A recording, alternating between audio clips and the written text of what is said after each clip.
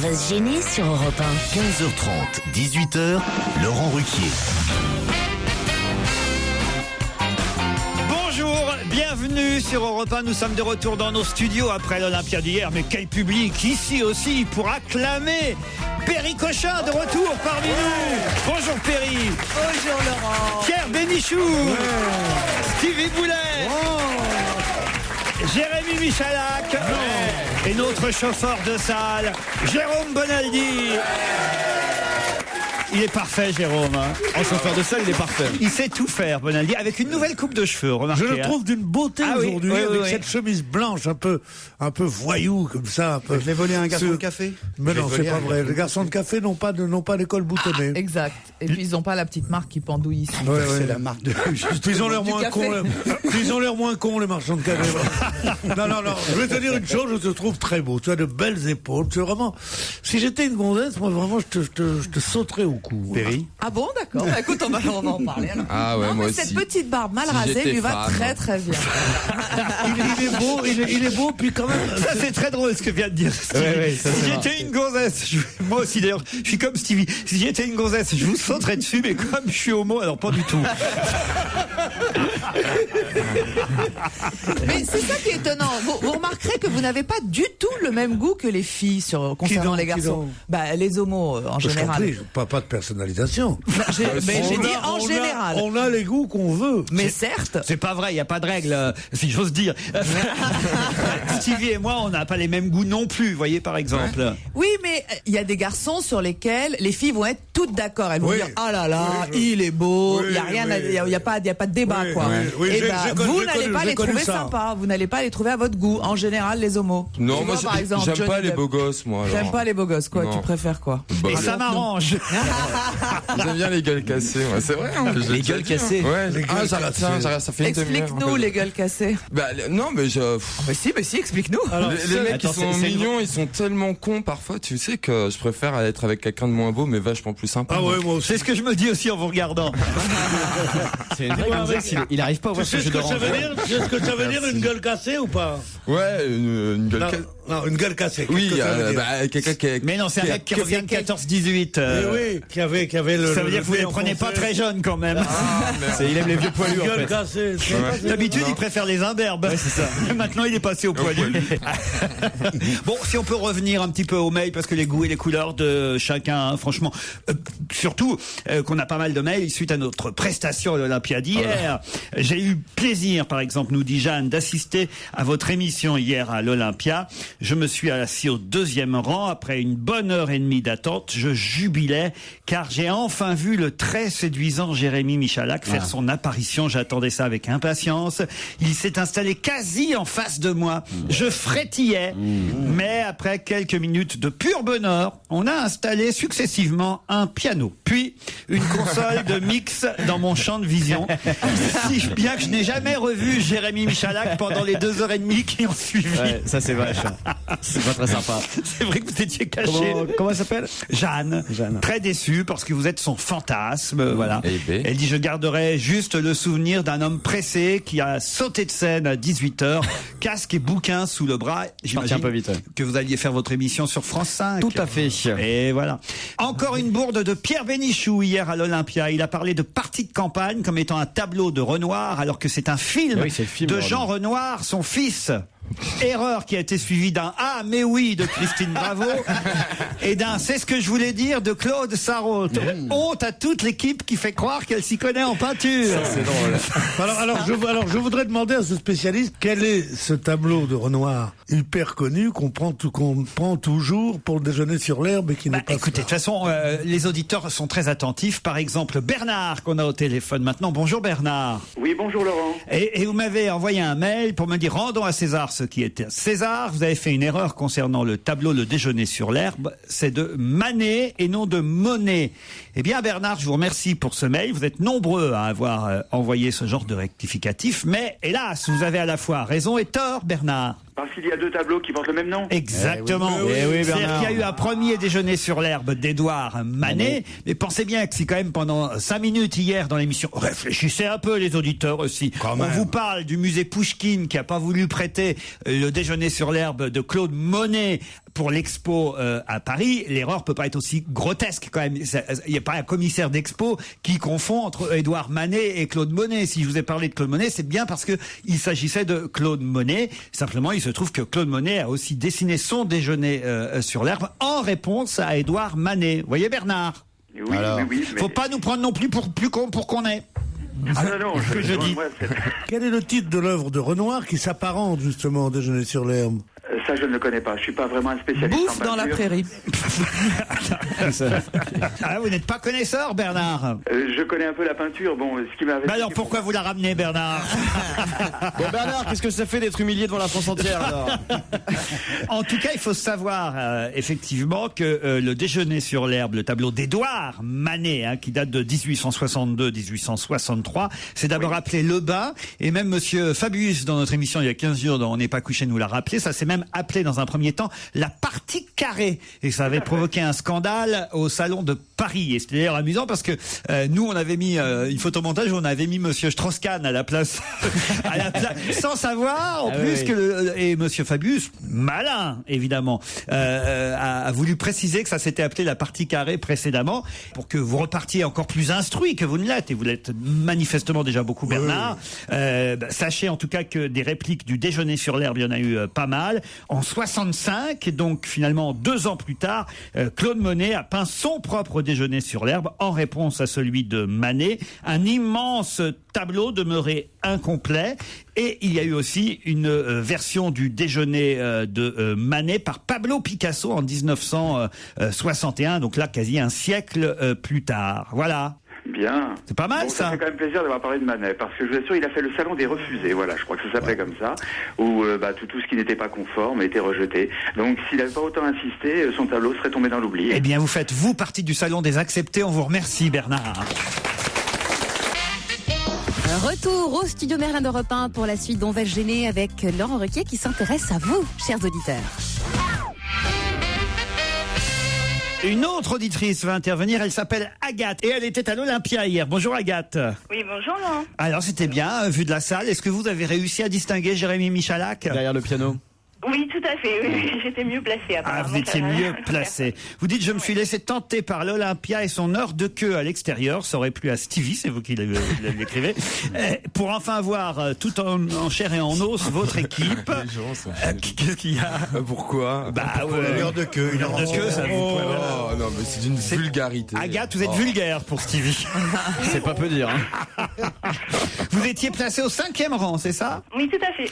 Et vous étiez à côté d'un fan de Zazie? Oui, qui ressemblait étrangement à Raphaël Mezzarahi d'ailleurs. Ah oui? C'était peut-être lui. ouais. Non, rien à foutre en ce moment. Alors... Et alors, le fan de Zazie est parti après que Zazie ait chanté? Ah oui, même pas 10 secondes après, il s'est levé, il est parti, il est jamais revenu. C'est dégueulasse. Alors que nous, on est resté 2h30. Voilà. Nous aussi, on avait envie de partir pendant Zazie même. Voire même peut-être juste avant. Même. Non, Zazie, il faut pas dire ça. Elle est drôlement bien physiquement. Hein. Ah ouais. Elle est jolie, hein. Non, Elle est jolie, elle est belle, c'est une belle femme. Son album de 49 chansons Ouais. est réussi. Il y en a bien 2-3, franchement, sur les 49. Non, mais j'en parle parce que ça se sait peu qu'il y a un nouvel album de Zazie. Oui, c'est vrai, on n'en parle pas beaucoup. Ouais. Enfin, elle a bien chanté en live quand même, Agathe. Vous avez apprécié, Ah j'espère. oui, c'est très sympa. Et vous avez apprécié Evangélie aussi. Surtout mon voisin de derrière, effectivement, qui n'a pas arrêté de faire des commentaires pendant toute l'émission. Qu'est-ce qu'il disait? C'était dès l'arrivée de Claude Sarraute, en fait. Quand ils l'ont amené, j'ai entendu derrière, oh mon Dieu, il la porte. Merde, ça s'est vu. Et il paraît qu'à un moment donné, il y a quelqu'un derrière, peut-être toujours le même, qui a dit à propos d'Ève, bon, au moins elle est belle. Voilà, oui, tout à fait. Vaut Oui, mieux, oui, c'est vaut vraiment mieux pas entendre ce que disent les auditeurs, parce que nous, on dit des conneries sur vous, mais alors dites donc, vous vous privez pas sur nous. Hein. Merci Agathe, en tout cas, d'être venue jusqu'à l'Olympia hier. Vous habitez dans le 7e arrondissement et vous êtes poleuse. Vous cherchez un job dans quel domaine? Traduction français-anglais? Espagnol. Espagnol. Bon, si quelqu'un cherche une traductrice espagnole, n'hésitez pas à nous écrire par mail et on enverra les coordonnées d'Agathe. Hervé, lui, nous a envoyé alors un mail assez rigolo. Dites-moi en ce moment, nous dit Hervé, entre Olivier de Kersauzon et Jean-Luc Delarue, d'un seul coup, ça fait 2 multicoques qui s'en vont. Pas mal. C'est pas mal. Et puis deux auditeurs là quand même, c'est pas mal. Samuel et Steph qui nous demandent quand nous revenons sur France 4 avec la version télé d'On va se gêner. Eh bien, sachez-le, nous enregistrons le 4 octobre chez Michel Drucker, là au studio Gabriel, et la première émission de France 4 inédite, parce que c'est vrai qu'il y a eu pas mal de rediff, on a l'impression de voir toujours la même. Mais la nouvelle émission de France 4, ce sera le 6 octobre, mercredi 6 octobre, la première diff. Mais on sera là aussi sur France 2 tous à 20h50 samedi soir avec on a tout révisé. Même Perry Cochin sera là. Et oui, je serai là. On n'arrête pas, hein. C'est qu'on a une retraite à payer. Je vous fais trop bosser, Pierre. Oui. C'est un canon. Alors justement, Perry qui n'était pas là depuis un moment chez nous, un auditeur voudrait vous resituer par rapport à tout le monde. Les choses bougent très vite. Hein. Ah oui. On change. Je sais pas si vous avez vu les têtes des uns et des autres, mais c'est plus tout à fait les mêmes depuis votre dernière venue. Quelle bonne idée, en tout cas, nous dit Mathurin, notre fidèle auditeur, d'avoir convié autour de la table la divine Perry. Mais c'est gentil. comme elle n'est pas venue depuis longtemps, voici quelques informations pour qu'elle sache ce qui s'est passé depuis la dernière fois. Très bien. Pierre Bénichou, alias Tonton Merguez, ne va pas tarder à détester son docteur. En effet, d'après Claude Sarraute, qui s'y connaît, le rossignol du studio Merlin aurait des hémorroïdes. Ah oui, c'est vrai qu'on en a parlé C'est hier. Claude qui a dit ça hier. Je cherchais une meilleure position sur mon siège, mais quel niveau? À côté de Pierre, il y a Joujou, qui lui n'a pas d'hémorroïdes. D'un autre côté, c'est préférable, vu qu'a priori, il serait en couple avec Teddy Riner depuis hier après-midi. Pas loin, il y a Jérôme Bonaldi, facile à reconnaître. C'est celui qui pose toujours la même question à l'invité mystère. Alors, invité mystère, string ou moustache? Il sera pas dans la merde quand ce sera Linda de Souza, votre invité mystère. Il est drôle, Mathurin, quand même. Et enfin, le mentaliste des backrooms, le parkinsonien des biroutes, c'est Stevie. Lui, il adore se baisser pour ramasser des champignons lorsque le cerf brame derrière.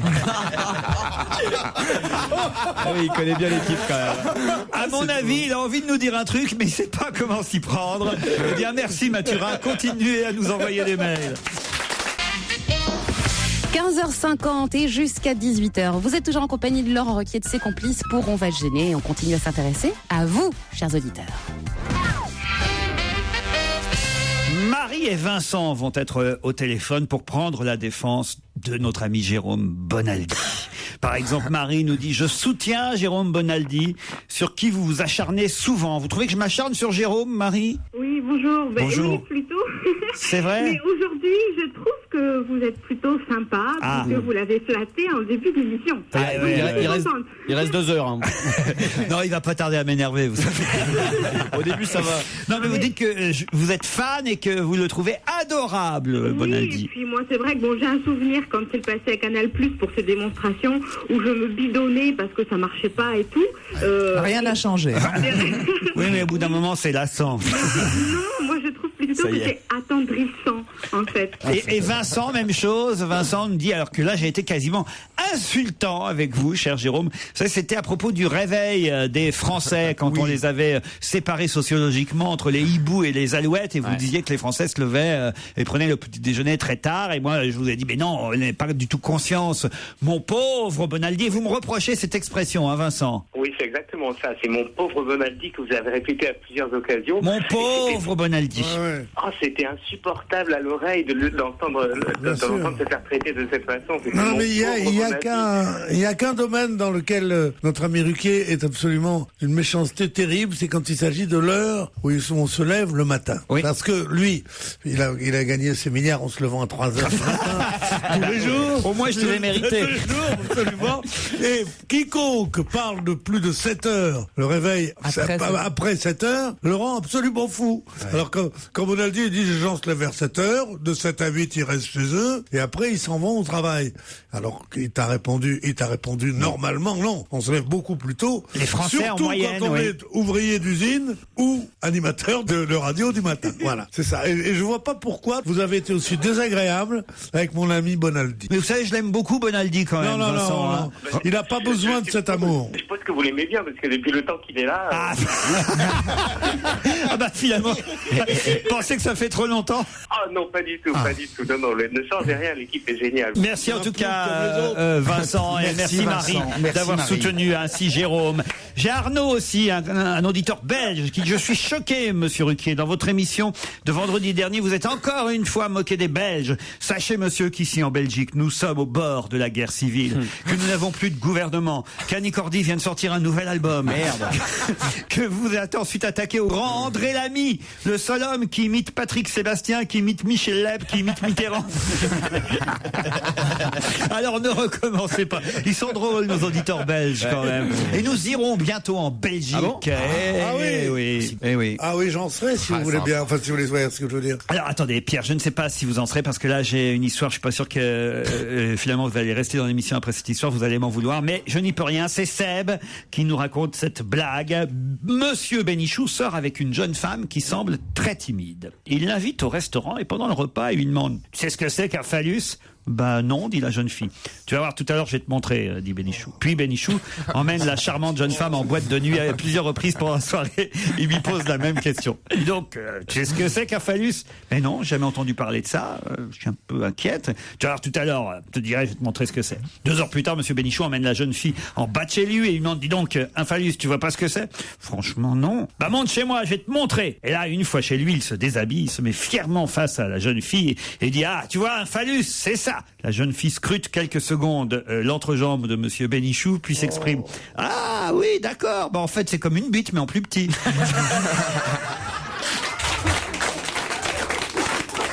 Pierre, la tête de Pierre. Il est décomposé. Cette histoire est vieille comme le monde, je la connaissais, mais est-ce le tribut de la célébrité qu'on vous attribue? Qu'il faut qu'on vous mette dans des histoires comme ça? Qu'est-ce que ça veut dire?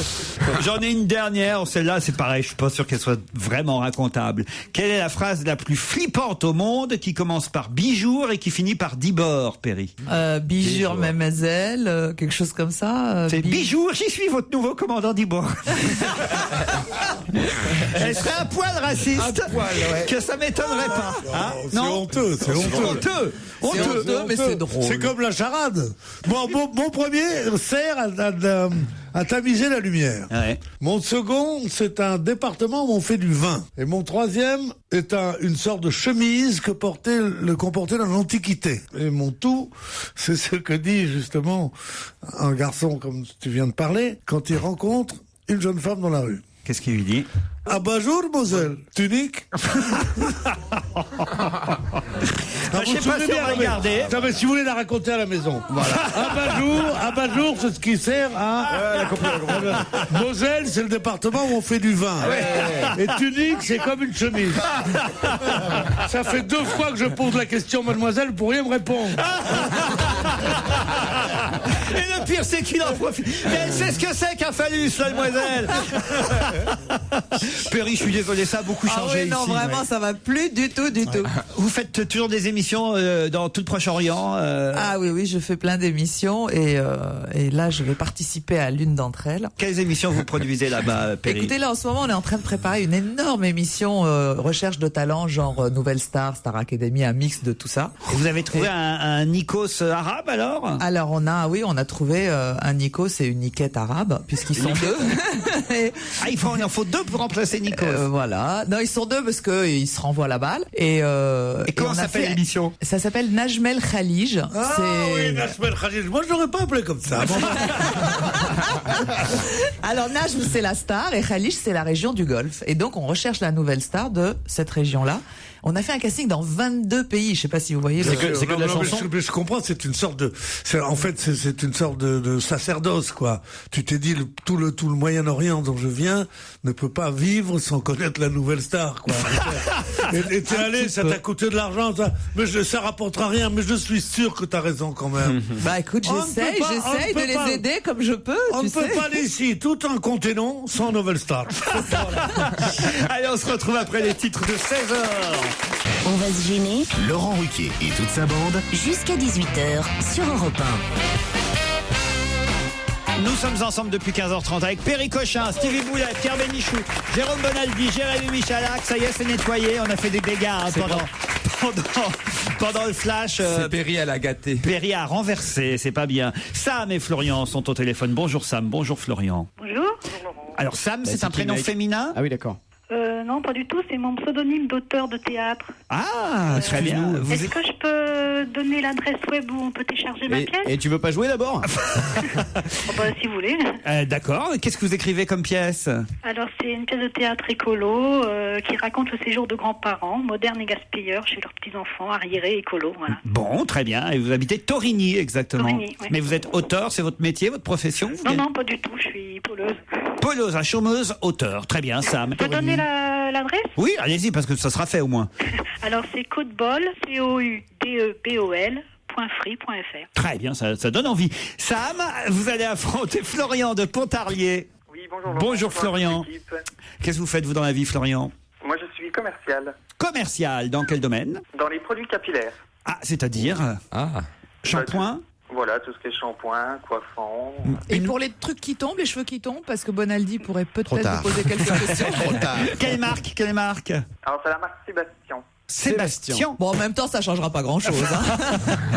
Je vous propose alors un week-end de 3 jours, 2 nuits pour 2 personnes. Vous, Florian, ou vous, Sam, au Golf Hôtel 4 étoiles Maduston de Saint-Cyprien, entre mer et montagne. Et oui, c'est l'hôtel du groupe Roussy Hôtel qui vous accueillera. Le Maduston de Saint-Cyprien est niché au cœur du pays catalan. Sam, Florian, voici la question qui va vous départager et peut-être vous emmener au Maduston de Saint-Cyprien.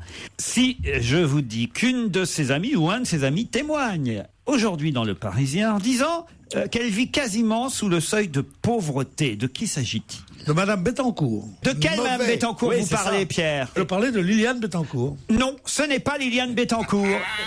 Sam, Florian. Oui, on essaye de chercher. La petite fille de Madame Bettencourt. Non, Ingrid Bettencourt. Ingrid Bettencourt, bonne réponse de Jérémy Michalak. Alors Là, ils ont laissé le temps. Hein. là, vous êtes impardonnable, Sam et Florian, oui, là. franchement. Oui, c'est vrai. Ah, franchement, on vous dit Madame Bettencourt, c'est pas Liliane, qui ça peut être? Ingrid Bettencourt, enfin, voyons. C'est qu'on a oublié qu'elles portaient le même nom. Elles ont 2 emplois si différents. Une preneuse d'otage et une otage, que j'avais oublié qu'elles portassent le même nom. Il y a un T en moins chez évidemment Ingrid Bettencourt. Et effectivement, c'est une de ses amies à Paris qui dit qu'Ingrid Bettencourt vit quasiment sous le seuil de pauvreté. Je pense que c'est une amie qui a pas bien la réalité non plus en face des yeux, hein, parce que je pense pas quand même qu'elle soit sous le seuil de pauvreté, Madame Ingrid, même Ingrid Bettencourt. Liliane, non, mais Ingrid non plus. Mais en tout cas, c'est ce qu'elle dit aujourd'hui dans une interview accordée aux Parisiens. Elle fait des allers-retours entre la France et les États-Unis, ce qui est assez rare d'ailleurs quand on est sous le seuil de pauvreté. Moi j'adore. Voilà, ça c'est le genre de personne qui je dirais comme un Bonaldi, ma pauvre. C'est vrai que c'est très con. Non, parce que lire dans la même phrase, elle est quasiment sous le seuil de pauvreté. Elle fait des allers-retours entre la France et les États-unis comme tous les pauvres. Hein.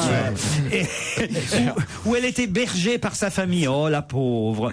Elle a un téléphone portable, mais comme tous les gens qui sont sous le seuil de pauvreté. Oui, bien entendu. Elle a peur de dépasser son forfait et ne peut pas vraiment appeler qui elle veut. Il y a 1 milliard de personnes qui sont vraiment sous le seuil de pauvreté, c'est-à-dire $1 par jour. Voilà, c'est ça le seuil de pauvreté. La pauvreté au sens de l'ONU, c'est $1 par jour. $1 par jour, c'est déjà pas mal.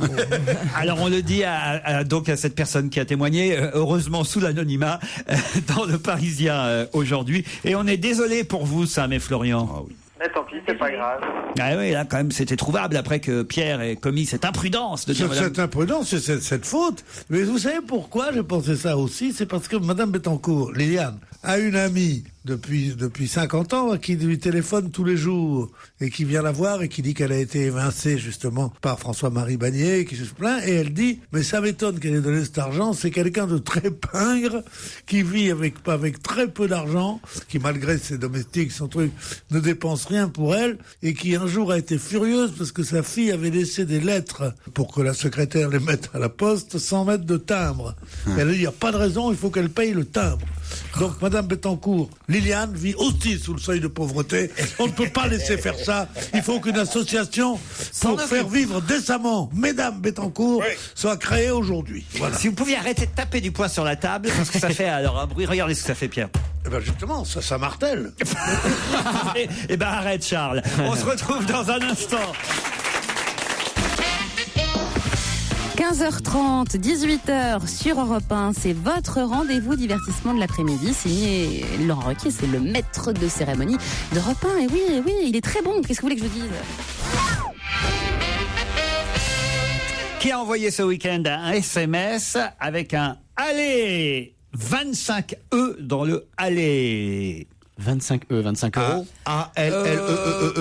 Quelqu'un qui jouerait au tennis. Alors, réfléchissez, Perry, à ce que vous dites. Coupe Davis. Qui a envoyé un SMS à quelqu'un d'autre. Oui, en lui disant allez, vas-y. Avec 25 E. Et vous me demandez Matine. Non, mais vous me demandez, répétez votre question. Est-ce que c'est quelqu'un qui envoie un SMS à quelqu'un qui joue au tennis? Voilà, c'est pas tout à fait pareil. Qu'est-ce que vous m'avez dit? Oui, j'ai dit quelqu'un qui joue au tennis, mais enfin. Oui, il faut être logique. Oui, quelqu'un qui qu'est-ce que vous voulez que je vous réponde? C'est Nicolas Sarkozy qui a envoyé ça à Forger. Non. Mais est-ce qu'on est dans la bonne voie? Oui. D'accord. C'était la Coupe Davis. Oui. C'était à Lyon. Oui. Yannick Noah qui enverrait ça à un des joueurs. Excellente réponse de Perry Cochin. C'est Yannick Noah. À qui il a envoyé ça? À qui il l'a envoyé? Il l'a envoyé à Guy Forger, pas un des joueurs, mais au capitaine. Et ma question, c'était qui a envoyé le SMS? La réponse, c'est Yannick Noah. Bravo, effectivement. Allez, avec 25 heures quand même. C'est mignon. C'est plus facile à taper. Hein. La tendinite du pouce. Pierre, vous envoyez des textos comme ça d'encouragement sans arrêt. de temps en temps. Mais qui a balancé? C'est lui, Forger, qui le dit. Forger. On lui a demandé s'il avait reçu, j'imagine, des encouragements de Yannick Noah, qui était chef de file, évidemment, en 91. C'était lui le capitaine en 91, Yannick Noah. Et voilà, on lui a demandé si, évidemment, il avait reçu les encouragements de l'ancien capitaine. Il a dit oui, j'ai reçu un SMS. Allez! Je t'en avais oublié un. Non, mais c'est pas du tout comme ça, c'est c'est comme ça qu'ils font. Ah oui, c'est le problème des textos d'ailleurs. On n'a pas le ton. Il faut se méfier parce que parfois on prend mal un texto qui est très gentil ou alors on prend très bien un texto qui est très méchant parce qu'on n'a évidemment pas le ton. Moi j'ai résolu le problème, je sais pas les faire les textos. Je sais même pas les écouter non plus. Alors, donc... Écouter un texto, c'est pas facile en même temps. Ah non? Déconnecting people, Pierre. Ah, c'est un bon slogan ça. Déconnecting people. Bon slogan. De qui Philippe Labro écrivait-il dans le Figaro hier? Le bleu de son œil est toujours aussi céruléen. C'est à propos de Jean d'Ormesson? Non. Non. Bravo. C'est à propos de Welbeck. C'est à propos de Welbeck. À propos de Welbeck, Pierre, c'est vrai que sur votre ami Philippe Labro, vous savez tout. Bien sûr, non. Mais ça n'est pas. Est-ce qu'il parle d'une femme? Non. Le bleu de son œil est toujours aussi céruléen. Philippe Labro est allé le rencontrer. Il racontait ça dans le Figaro hier. De qui s'agit-il? Kersozon? Non. Un mec avec des beaux yeux. C'est un mec qui a les yeux bleus, c'est sûr ça. Hein?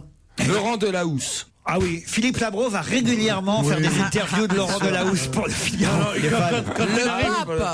Quand Labro arrive à obtenir une interview de Delahousse, ça, il loupe. Il est beau, Delahousse. Il est français, ce type aux yeux Oui, bleus? il est français. Un intellectuel plutôt? Un sportif? oui et non. Un politique? Politique, non. Un acteur? Non plus. Écrivain? Écrivain, auteur, mais pas écrivain. Le breton. Quel breton? Comment il s'appelle? Mais le breton. Le breton. J'en connais plus d'un breton. Jean-Pierre? Didier. Non, pas Didier. Van Kovlart. Van Kovlart. Il est breton. C'est Didier breton. Van Kovlart. Van Kovlart, c'est breton. C'est bon. Il est pas breton? Ouais, enfin bref, il a les yeux bleus. Des très beaux yeux bleus. Mais c'est pas Didier Van Kovlart. Est-ce qu'il a eu le prix Nobel, ce monsieur? Non, pas du tout. Est-ce qu'il a plus de 50 ans? Oui, il a plus de 50 ans et il dit d'ailleurs d'Internet, ça rejoint évidemment ce que disait Pierre tout à l'heure à propos de son iPhone, ce monsieur à l'œil et au bleu céruléen, ce monsieur dit à propos d'Internet qu'il s'agit de cohortes de cloportes qui colportent des potins. Est-ce qu'il chante? Oui, il chante. Guy Béard. Raphaël. Guy Béard. C'est Guy Béard. Bonne réponse de Jérémy Michalak. Il s'agit effectivement de Guy Béard, toujours aussi vif. Ça, c'était le titre du journal de dimanche ce week-end. Et hier, c'était au tour de Philippe Labro de parler de Guy Béard à propos de la sortie d'un nouvel album de Guy Béard, le chanteur de L'eau vive, sort son dernier jus, dit-il. En tout cas, c'est ce qu'il a dit à Éric Mandel, journaliste du JDD. Bon, j'espère le recevoir, moi aussi, Guy Béard, mais il ne faudra pas qu'il me dise la même chose que ce qu'il a dit aux journalistes du JDD et de ce qu'il a dit à Philippe Labro, parce qu'on retrouve exactement exactement les mêmes phrases dans les deux articles, ce qui est un peu emmerdant quand on a passé un après-midi avec quelqu'un. Pardon pour votre ami Pierre, mais c'est exactement les mêmes phrases dans les deux journaux. Les deux sont mes amis. Ben oui. Guy Béard, pour lequel j'ai la plus grande admiration. C'est l'un des meilleurs auteurs de chansons que la France ait connu. Qu'est-ce qu'il redit, par exemple, chaque fois? Par exemple, il dit que dans à sa naissance au Caire, il était tout bleu, inconscient, l'accouchement s'était très mal passé. J'étais au bord de partir à l'instant même où j'arrivais au monde. Mon père descend de l'étage où il picolait avec ses copains, frotte entièrement mon corps avec du cognac. Je suis revenu à la vie, mais je n'ai ni pleuré ni crié. J'ai émis une sorte de chant. Le bébé Béard chantait déjà. Ça, c'est dans l'interview accordée à Philippe Labro, et dans le JDD, on a la même histoire. Voilà. Qu'est-ce que je vous dise?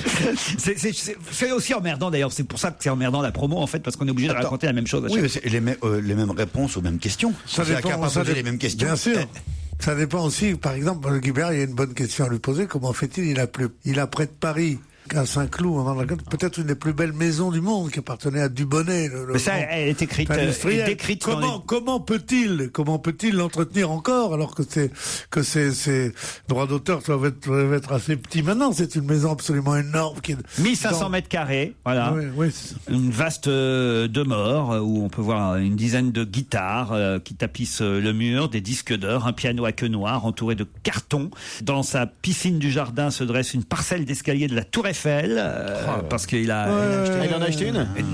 Mais oui, il a acheté une parcelle de. Ah, c'est bien. C'est pas carrément la chambre de bonne, ça. Je vais te dire un truc. Et le bleu de son œil est toujours aussi céruléen. Ça, c'est assez joli. Un article commence comme ça, signé Philippe. Et ça veut dire Labro. quoi, céruléen? Alors voilà, ça veut dire quoi, céruléen? Pierre Bénichou. Je crois que c'est le mot céruse. Vous avez le bleu d'outre-mer, vous avez le bleu Schtroumpf, vous avez le bleu. Le bleu européen. Le bleu d'Europe 1 et le bleu céruléen. On pourrait peut-être demander à nos services de chercher. Ouais, le bleu céruléen, ça vient d'où le bleu? Voilà. Issu du latin caeruleus, bleu du ciel. Voilà, c'est le bleu du ciel, céruléen, en fait, tout simplement. Voilà, qui est de couleur azur, bleuâtre. Se dit surtout des flots de la mer, céruléenne. Son éclat tient de la neige et du céruléen. On donne un exemple, c'est-à-dire de la neige et du ciel. Indestructible Guy Béard, c'était le titre de Philippe Labro dans le Figaro hier. Et dès qu'on aura reçu l'album, évidemment, on vous en passera un extrait. Dans un instant, nous aurons au téléphone Madame Isabelle Bourdet, qui est directrice d'un club. Un club qui a décidé quoi hier? C'est ma question. Faut déjà qu'on trouve quel genre de club, peut-être. Ah ben évidemment. C'est un club féminin? Oh non, pas C'est ouvert à tout le monde? Non, évidemment. Faut Les couples uniquement, les couples. À part le mercredi, il y a des soirées trio. Faut pas se gourer. C'est un club dans toute la France ou dans un endroit particulier? C'est un club pour toute la France, mais c'est à Paris, ce club. À Paris, oui. Si je vous donne le nom du club, ça marchera pas. Je vous demande surtout ce qu'a décidé ce club hier. C'est un télo? Un télo, non. Sportif. C'est plutôt C'est pas le amusant. club des chiffres et des lettres. Ah, le club des chiffres et des lettres. Il y a un club des chiffres et des lettres. Oui, des fois à la télé, on voit. Dans toutes les villes, ils se réunissent dans les villes, ils jouent entre eux et tout. Mais ça vous doit ne être connaissez pas, chouette. vous ne connaissez cinglés, pas la ces France profonde. Mais pourquoi Et ils les font clubs pas ça pyramides. chez eux? Pourquoi ils font pas ça chez eux? Il y a C'est plus des sympa de se jeux retrouver maintenant. ensemble. Qu'est-ce que t'es individualiste, Mais Pérémy? non, mais en famille avec les copains à la maison. Et puis chez vous, on trouve pas toujours quelqu'un qui veut jouer avec vous au chiffre ça, et aux c'est lettres. sûr. Oui. À la maison, On trouve assez rarement. Tandis que dans un club, vous avez tous ceux qui aiment jouer à ça. Bien sûr. Dans le club Morpion pour un couillon, d'ailleurs, tu trouves beaucoup de... C'est le principe même d'un club, vous voyez. Ouais, Ça je s'appelle la vie comprends. associative. Mais ça n'a aucun rapport avec les chiffres et les lettres ou questions pour un Est-ce champion. que ça a un rapport avec le yoga? Du tout. Le sport. Du tout. Le jardinage. Du tout. C'est pas un dérivé La d'émission télé. macrobiotique.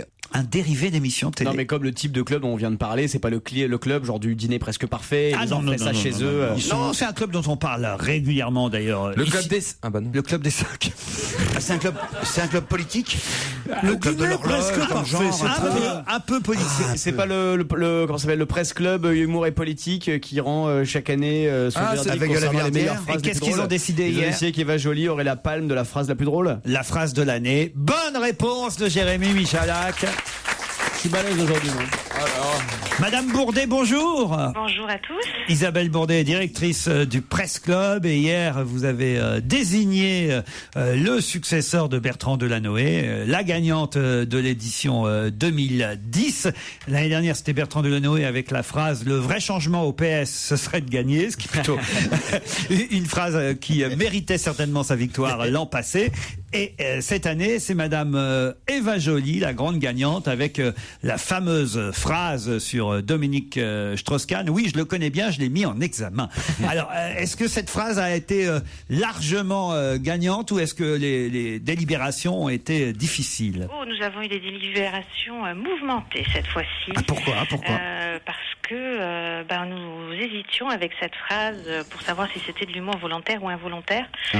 Et les membres du jury qui sont journalistes ou humoristes, comme vous devez le savoir, se sont un petit peu chamaillés sur cette phrase. Mais heureusement, on a 4 autres prix dans notre prix de l'humour politique, ce qui nous a permis de satisfaire un petit peu tout le monde. Mais c'est vrai que c'était un humour à la fois volontaire et involontaire, parce que je ne sais pas si vous avez lu Libération ce matin, mais Libé tient quand même à rectifier un peu et surtout à prolonger la phrase, parce que ils se mordent un peu les doigts, même Libé d'ailleurs, dans cette affaire-là. Vous êtes au courant quand même, non? Oui, tout à fait. Voilà. En fait, on s'était posé nous-mêmes la question au moment des délibérations, mais en fait, il s'agissait de 2 phrases. Alors, raison pour laquelle on a choisi la première. Ce qui est important de dire, c'est qu'évidemment, dans Libération aujourd'hui, Libé se mord un peu les doigts, parce qu'effectivement, on retient que cette phrase-là, à cause d'ailleurs de Libé eux-mêmes, c'est ce qu'ils disent les journalistes, ils disent, voilà, nous on a fait une interview mi-août, c'était mi-août, de l'ex-juge de l'affaire Elf, Madame Eva Joly, sur son lieu de villégiature, l'île de Groix. On discutait de sa candidature présumée à la présidentielle de 2012, explique-t-il, avant de lui demander si elle avait rencontré ses rivaux socialistes potentiels. Et là, les éditeurs du journal, disent les journalistes qui sont allés sur place, ont choisi de mettre en exergue et en gros caractère rouge la première partie de la réponse sur Dominique Strauss-Kahn, qui est effectivement cette fameuse phrase « Je connais bien Dominique Strauss-Kahn, je l'ai mis en examen ». Ça, c'était mis en exergue et en rouge. Sauf que, évidemment, les journalistes de Libé tiennent à préciser que dans le contenu et dans le corps de l'article, il était écrit « Il y avait une suspicion, c'était normal de vérifier et j'ai fait un non-lieu ». Alors évidemment, c'est un peu embêtant pour Eva Joly et pour Dominique Strauss-Kahn qu'on ne conserve que la première moitié de la phrase. Non, mais c'est tout à fait normal qu'on ait conservé ce début de phrase. Ce début de phrase est à moi, je trouve absolument honteux et odieux. D'abord parce que, étant magistrat, elle devrait avoir sinon un devoir de réserve, du moins un peu de discrétion là-dessus. Mettre en avant le fait qu'elle avait tout pouvoir, c'est bien ce qu'on lui reproche, et qu'elle en a usé et abusé, et qu'ensuite elle a bien été obligée de dire qu'après vérification il n'y avait pas matière à poursuite, donc elle va donner un non-lieu, mais elle a mis 5 mois. Il est resté pendant 5 mois sous la suspicion, il avait démissionné du gouvernement pour mieux se défendre, pendant 5 mois sous une suspicion décidée par cette folle de justice. Non mais Pierre, on sait que... Et je trouve ignoble, on sait que vous êtes... cet humour. On sait que vous êtes totalement anti-évangéliste. Vous devez quand même reconnaître que dans la phrase même, elle rappelait qu'il avait eu un non-lieu. Et c'est quand même aussi injuste vis-à-vis d'elle, qui est que la première moitié de la phrase qui est mise en exergue. On sait très bien ce qu'on dit. Quand on fait une phrase comme ça, oui, je le connais, je l'ai mis en examen. Quoi qu'après, c'est vrai, j'étais obligé de lui donner un non-lieu. Ouais. Mais je le connais, je l'ai mis en examen. C'est une formule. C'est comme quelqu'un qui dirait Eva Joly, cette folle de justice. Absolument. On est d'accord. Qu'est-ce que vous en pensez, Isabelle Bourdet, vous alors? Je pense que je vous confirme ce que je vous ai dit. Les débats ont été avec les membres du jury, ici, en fait. comme ici, visiblement, mouvementés et partagés. Et les autres petites phrases. Mais il faut ne perdons pas de vue que ce prix est un prix de l'humour. C'est un humour détestable, je trouve. C'est qui les membres du jury? Il y en a ils sont une vingtaine. Donc il y a Pierre Douglas, Olivier Galzi d'E-Télévision, Thierry Garrier de France 5, Bernard de la Villardière, Gérard Leclerc, Dominique de Montvalon de France Soir, Catherine Ney de chez vous, Dominique Verdaillan de France 2 par exemple. Et il n'y a pas Paul Vermus? Et il n'y a pas Paul Vermus. Vous l'avez viré? D'habitude, il est toujours dans ces trucs-là. Il y a une histoire là. Comment ça se fait? Non, il n'y a que les journalistes. On a un jury qui est le même depuis 8 ans et voilà, mais pourquoi pas Paul, que je connais bien. Comment a été placée la phrase de Patrick Balkany, parce que puisqu'il y en a pour la gauche, il faut qu'il y en ait aussi pour la droite. Là, je pense que c'était de l'humour volontaire. Oui, quand Patrick Balkany a dit « Je suis l'homme le plus honnête du monde ».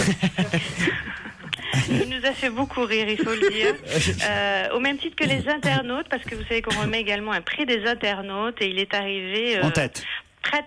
uniquement au niveau de Frédéric Mitterrand qui finalement a emporté le prix des internautes. Alors, la phrase de Frédéric Mitterrand, c'est « Quand on m'appelle Monsieur le Ministre, j'ai toujours l'impression que Jack Lang va surgir derrière moi. » Bon, c'est pas mal, mais c'est pas nouveau quand même. Hein. Oui, mais bon, elle était quand même...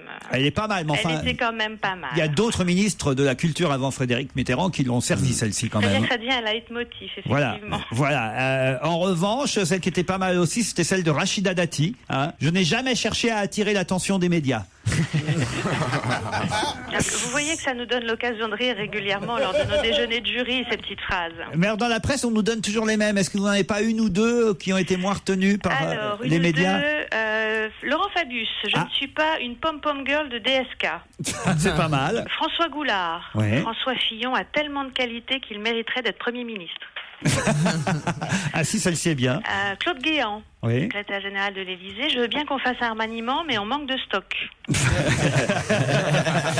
Si, ça c'est bien aussi. Et une petite dernière peut-être de Ségolène Royal, qui a dit « C'est moi qui maîtrise la rareté de ma parole politique pour dire des choses intelligentes quand j'ai besoin de les dire. » Mais un peu trop compliqué pour qu'elle soit la gagnante. Oui, un peu compliqué. Alors peut-être celle de Dominique de Villepin. Oui. Le Villepin nouveau sera goulayant, fort en bouche et il aura de la cuisse. Le journal 20 minutes rappelle aujourd'hui à l'occasion de votre prix Presse Club que cette tradition est née en 1988, c'est bien ça ? Oui, exactement. Et que le premier gagnant fut à cette époque Monsieur Edgar Faure avec cette phrase « Voici que s'avance l'immobilisme et nous ne savons pas comment l'arrêter. » Exactement. Je confirme. C'est quand même chouette. Bah, bravo pour votre Presse Club et Eva Joly est la gagnante. Citons aussi Georges Frêche qui aurait pu gagner aussi avec sa déclaration. Ah oui. Des gens intelligents, il y en a 5 à 6%. Moi, je fais campagne pour les cons. Bon, bah, écoutez. Alors, Georges Frêche a eu le prix spécial du jury. Ah, bah, c'était mérité. Merci, Madame Bourdet.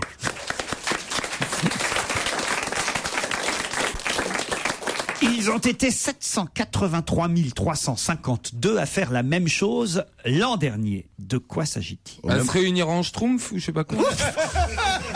T'as les week-ends palpitants, toi. Hein. Combien Tu peux écouter Stevie. Mais d'où vous sortez ça? Parce que l'année dernière, on a fait l'émission et vous en aviez parlé. Ah oui, c'est vrai. Et donc c'est pour ça, un an plus tard, bah tiens, ils se sont peut-être réunis pour battre leur record. Mais c'est 783 352. C'est beaucoup quand même. Hein. Ceci étant dit, moi j'ai vu un flash mob dans la rue à Saint-Germain-des-Prés, un flash mob de Schtroumpf. Ah oui? Ouais, enfin sauf qu'ils étaient 8, mais... C'est dommage que vous ne veniez pas de croiser Kersozon, ils auraient pu vous garder. Avec les bleus que vous avez en sortant d'ici. C'est bon, là ça va mieux. Ils sont français? Pardon? Ils sont français? Alors oui.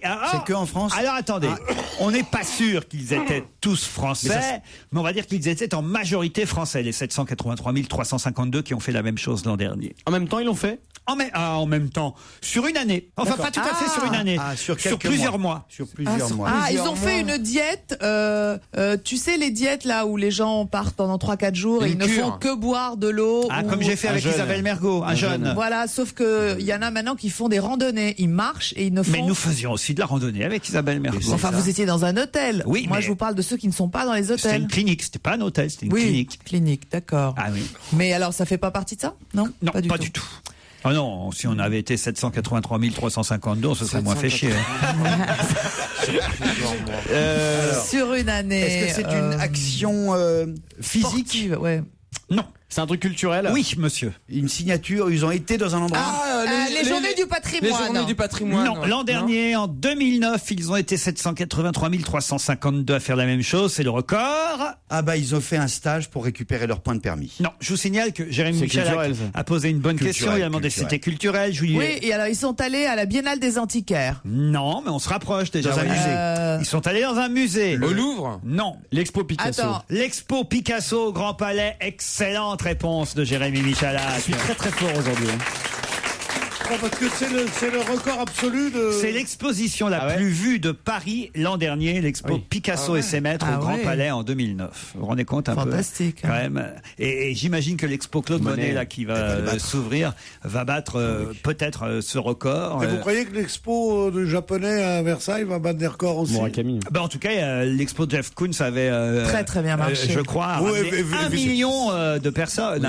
Évidemment, vous êtes pour cette exposition d'un japonais japonais à Versailles, bien sûr. Mais moi, je trouve ça génial. Le roi des gogos ne peut pas faire autrement. Mais non, je suis pas d'accord. Je suis les vôtres. Mais forcément, vous êtes resté, mais pas du tout, vous avez 50 ans de retard sur la chanson française. 50 ans de retard. Sur la chanson française, moi, du retard. Oui.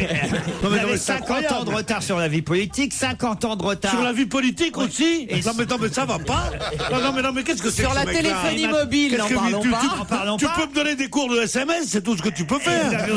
J'ai du retard. Vous avez aussi 50 ans de retard sur la peinture. Mais sur la peinture, je n'ai pas 50 ans de retard. Je trouve les œuvres de ce japonais, si on aime bien ce genre, très très bonnes. C'est pour tout le monde qu'on fasse des expositions. Pourquoi le mettre à Versailles? Eh bien, justement, moi je trouve ça génial. Mais je trouve ça génial parce que du coup, ça permet. Mais oui, ça permet aux gens qui ne sont pas forcément motivés pour aller à Versailles. À y aller. Et je ne pense pas que avant l'expo de Jeff Koons, il y avait autant de monde qui allait à Versailles très récemment. C'est un endroit. Il y a essentiellement des étrangers qui viennent du monde entier pour voir justement, Versailles. Ça ramène les Français. Et qu'est-ce qu'ils voient? Eh ben, ils voient pas Versailles. Mais ça ramène les Français. Non, ils voient Versailles. Et ils s'imaginent comme c'était Louis XIV, le palais des Grâces. Et non, il y a un truc coloré. Et alors, c'est génial justement. Versailles continue à vivre dans les temps. Mais non, mais c'est ridicule et indéfendable. Enfin, cette histoire. Mais comment c'est indéfendable? De toute façon, tu détestes tout ce qui est moderne. Pas du tout, j'adore. C'est un peu ce que je disais. J'adore le centre Pompidou, mais foutre au Louvre ce clown, parce que c'est un clown quand même, ce japonais. Quand je vous entends, j'ai l'impression d'entendre, quand j'étais gamin, mes parents qui à l'époque, pardon, mais étaient pas très malins en disant Picasso, un gamin de 4 ans est capable de faire la même chose. Mais pas du tout. Mais oui, enfin voyons. Mais pas du tout. Je suis un de ceux qui ont défendu l'art moderne avec le plus de violence. Mais ne me dites pas ça.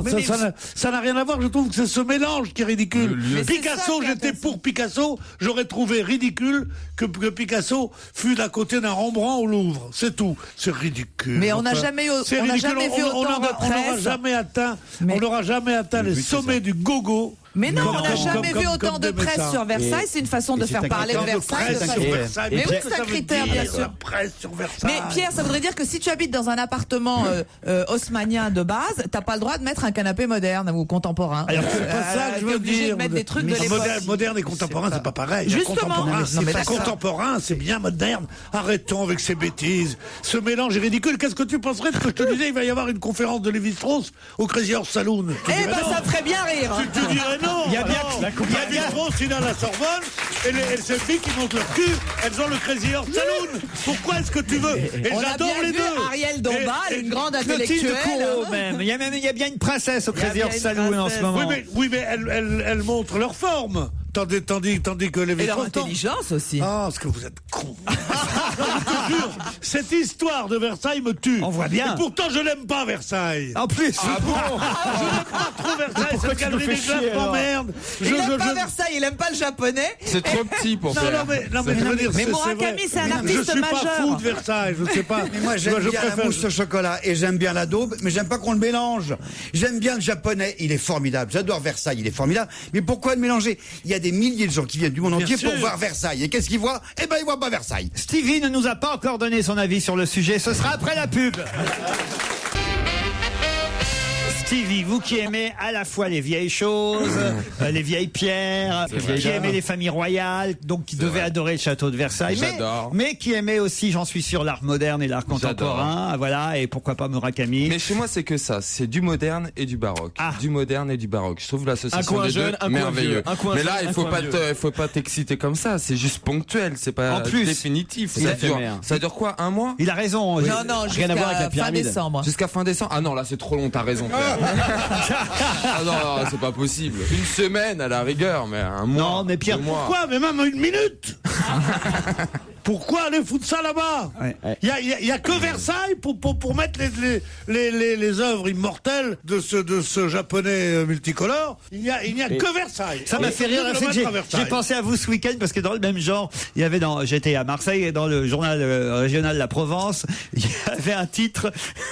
J'ai tout de suite pensé à Pierre Bénichou, c'était marqué Week-end Beatles à l'espace traîné. Oh merde. Oh merde. Et je me suis dit, si Pierre lisait ça, ça le rendrait fou.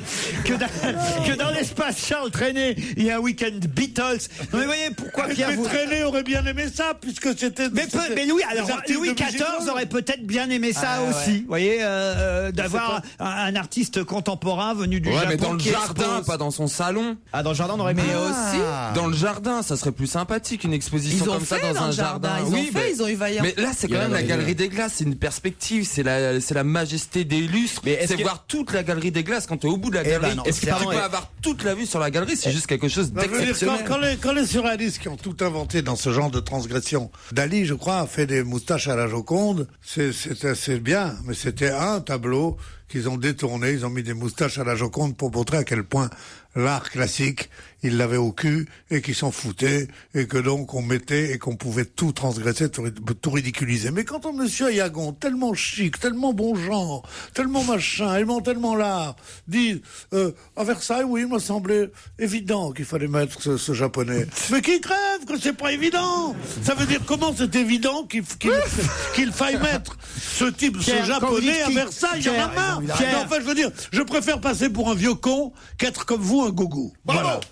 Mais on n'est pas des gogos.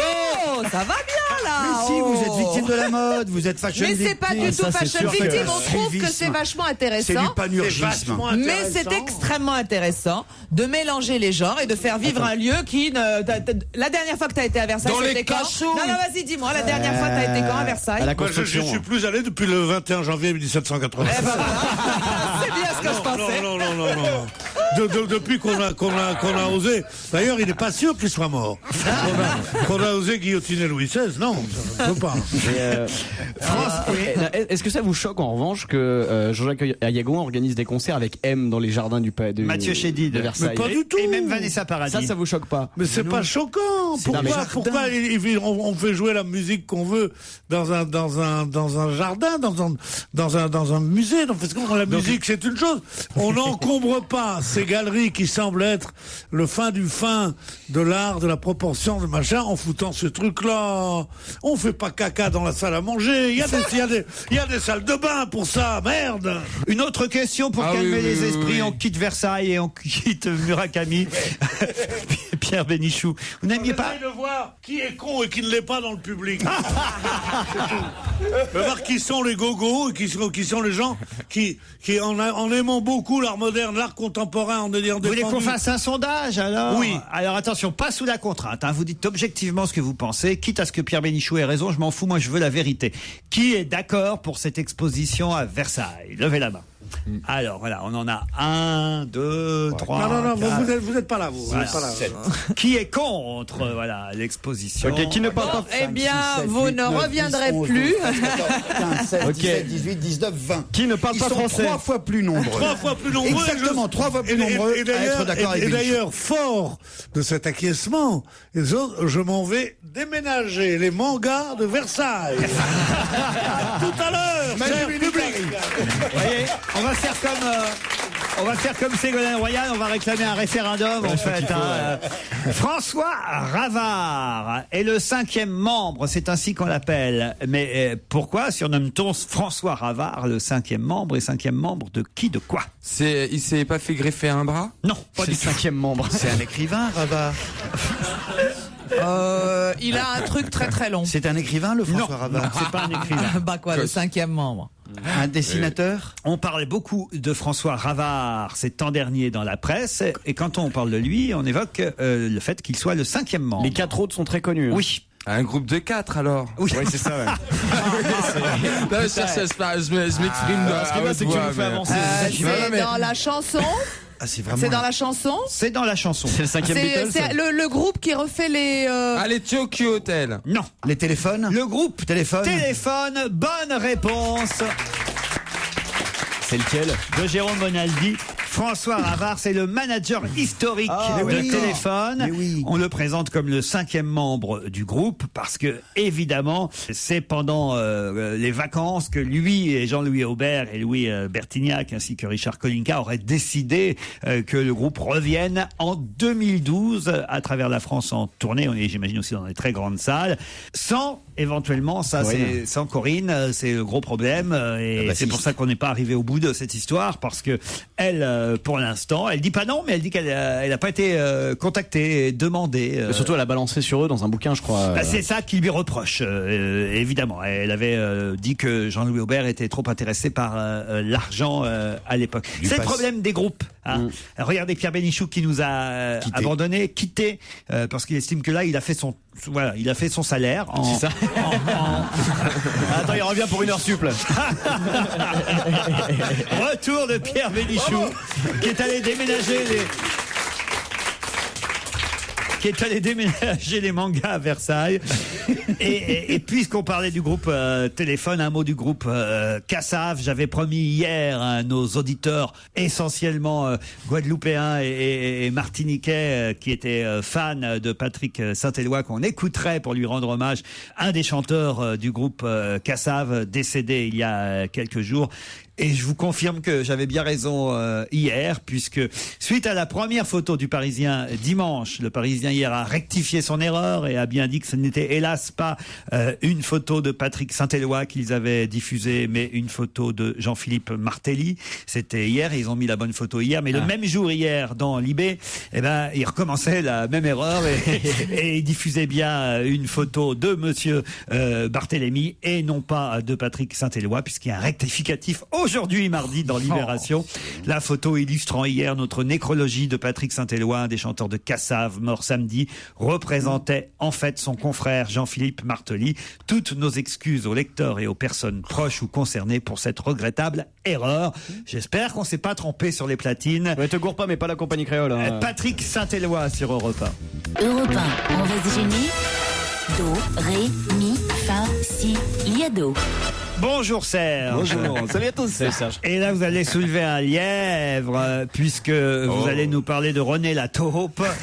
Et c'est peut-être le scandale de l'été, Serge. Oh oui, on en parle depuis lundi. En fait, c'est le Télégramme de Brest qui a jeté le pavé dans la mare. Ils ont interviewé un accordéoniste, un chef d'orchestre de la région de Quimper, Serge Gamani, qui n'est pas content du tout parce que la taupe lui a complètement piqué la mélodie pour une mélodie d'une chanson qu'il avait écrite pour une maison de retraite, pour en faire Mignon, qui est sorti récemment. Alors si c'était pour une maison de retraite, comment dans la maison de disques de René Lataupe on aurait pu c'est vrai. retrouver la chanson? Ça c'est vrai qu'on se pose la question. Ça peut être un hasard, non? Je pense que c'est un hasard. Et d'ailleurs, évidemment, il a saisi le service juridique de la SACEM, et moi j'ai une taupe à la SACEM. Je crois déjà pouvoir vous dire qu'elle va le décourager, ce brave Serge Gamani, parce que il y a certainement au moins une dizaine de mélodies similaires qui sont antérieures à son dépôt à la SACEM. Alors lui, sa chanson, c'était au Parc de Mougins. Oui.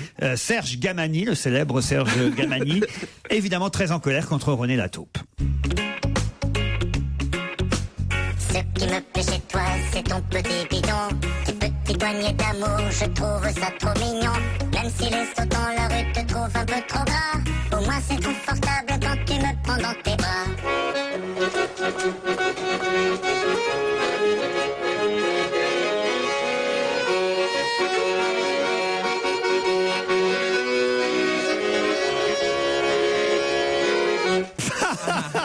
Serge Gamani et René Lataupe. Faut signaler que le P c'est dans la chanson de René Lataupe. C'est pas vous qui l'avez rajouté, Serge. C'est pas Serge Gamani qui le fait non plus. C'est drôlement bien cette chanson Mignon. Je connaissais pas moi. Ah oui. Ça plaît beaucoup à Pierre. La maison de retraite n'est pas loin, Pierre. Non, justement, c'est ça qui est drôle. C'est que là où c'est génial, parce qu'en admettant même que Serge Gamani a été effectivement plagié, allez savoir comment par la maison de disques qui a sorti René Lataupe, parce qu'il faut quand même évidemment qu'ils aillent aller chercher cette musique dans la maison de retraite. Où est-ce qu'il dit que c'était, cette maison de retraite? À Mougins, dans les Alpes-Maritimes. Alors, ce qui est drôle, c'est que finalement, on s'aperçoit que même si c'est sa musique, le problème, c'est qu'il s'est trompé de cible. Parce qu'il a fait un air pour les vieux d'une maison de retraite. Et ça n'a pas dépassé la maison de retraite. Tandis que la maison de disques, elle s'est dit, on va cibler les gosses, les gamins. Et c'est ça qui a fait le succès de René Lataupe. C'est les gamins, en fait. La musique n'était pas faite pour les vieux, elle était faite pour les gosses. Mais bien sûr, c'est formidable. D'ailleurs, je vais demander à Monseigneur 23 de faire jouer ça à Notre-Dame. Comme on met les mangas à Versailles. Ah non, c'est pas oui. Mais oui, puisque c'est tellement drôle. On le mettra entre deux Ave Maria. On mettra. Alors, mignon. Mais quoi, c'est l'art moderne. Mais oui. C'est contemporain. Mais oui. Mais absolument. C'est tellement contemporain, tellement moderne. Non, mais je te jure. Mais arrêtez vos conneries. Oui, ça c'est très classique, c'est une farandole. Elle est forte. Non mais René Lataupe, ça nous plaît pas, Pierre. C'est ça, c'est toute la différence. Ouais, on n'est pas en train de vous dire que tout l'art contemporain et tout l'art moderne est bien. Loin de là, d'ailleurs, on est le premier. D'accord. On a visité. Vous voulez dire que je suis de mauvaise foi? Ben oui. Eh ben c'est évident. Si c'est pour enfoncer les portes ouvertes, Pierre, on a visité ensemble à plusieurs reprises. On a fait la Biennale de Venise. Ouais. À plusieurs reprises, je suis sorti de là en disant mais c'est de la merde. Donc contrairement à ce que vous dites, je ne suis pas un gogo qui trouve que tout ce qui est contemporain et moderne est bien. Accordez-moi le droit de trouver ce que Murakami fait bien, agréable. Moi aussi. Alors moi, maintenant je vais vous parler sérieusement. Voilà. Je trouve ça bien. Cela dit, je trouve. On a compris. Qu'au château de Versailles, c'est pas bien. Voilà, exactement. Voilà. Pour une fois, vous m'avez compris. Bravo en tout cas pour cette comparaison entre René Lataupe et Serge Gamani. Il a écrit d'autres choses, Serge Gamani? Non, je crois pas, mais ça a été quand même l'accompagnateur de celle qui fait la doublure voix de Marion Cotillard dans La Môme. Il y aura d'autres chansons de René Lataupe, Serge? Oh, j'espère, parce qu'au moins c'est des bons moments. Mais ceci étant dit, Lataupe en maison de retraite, c'est pas con, hein. Ça creuse les trous. Hein. Lataupe qui feuille. Eh bien, la 4e top, il sera à 17h et on se retrouve tout de suite après. On va se gêner sur Europe 1. 15h30, 18h, Laurent Ruquier.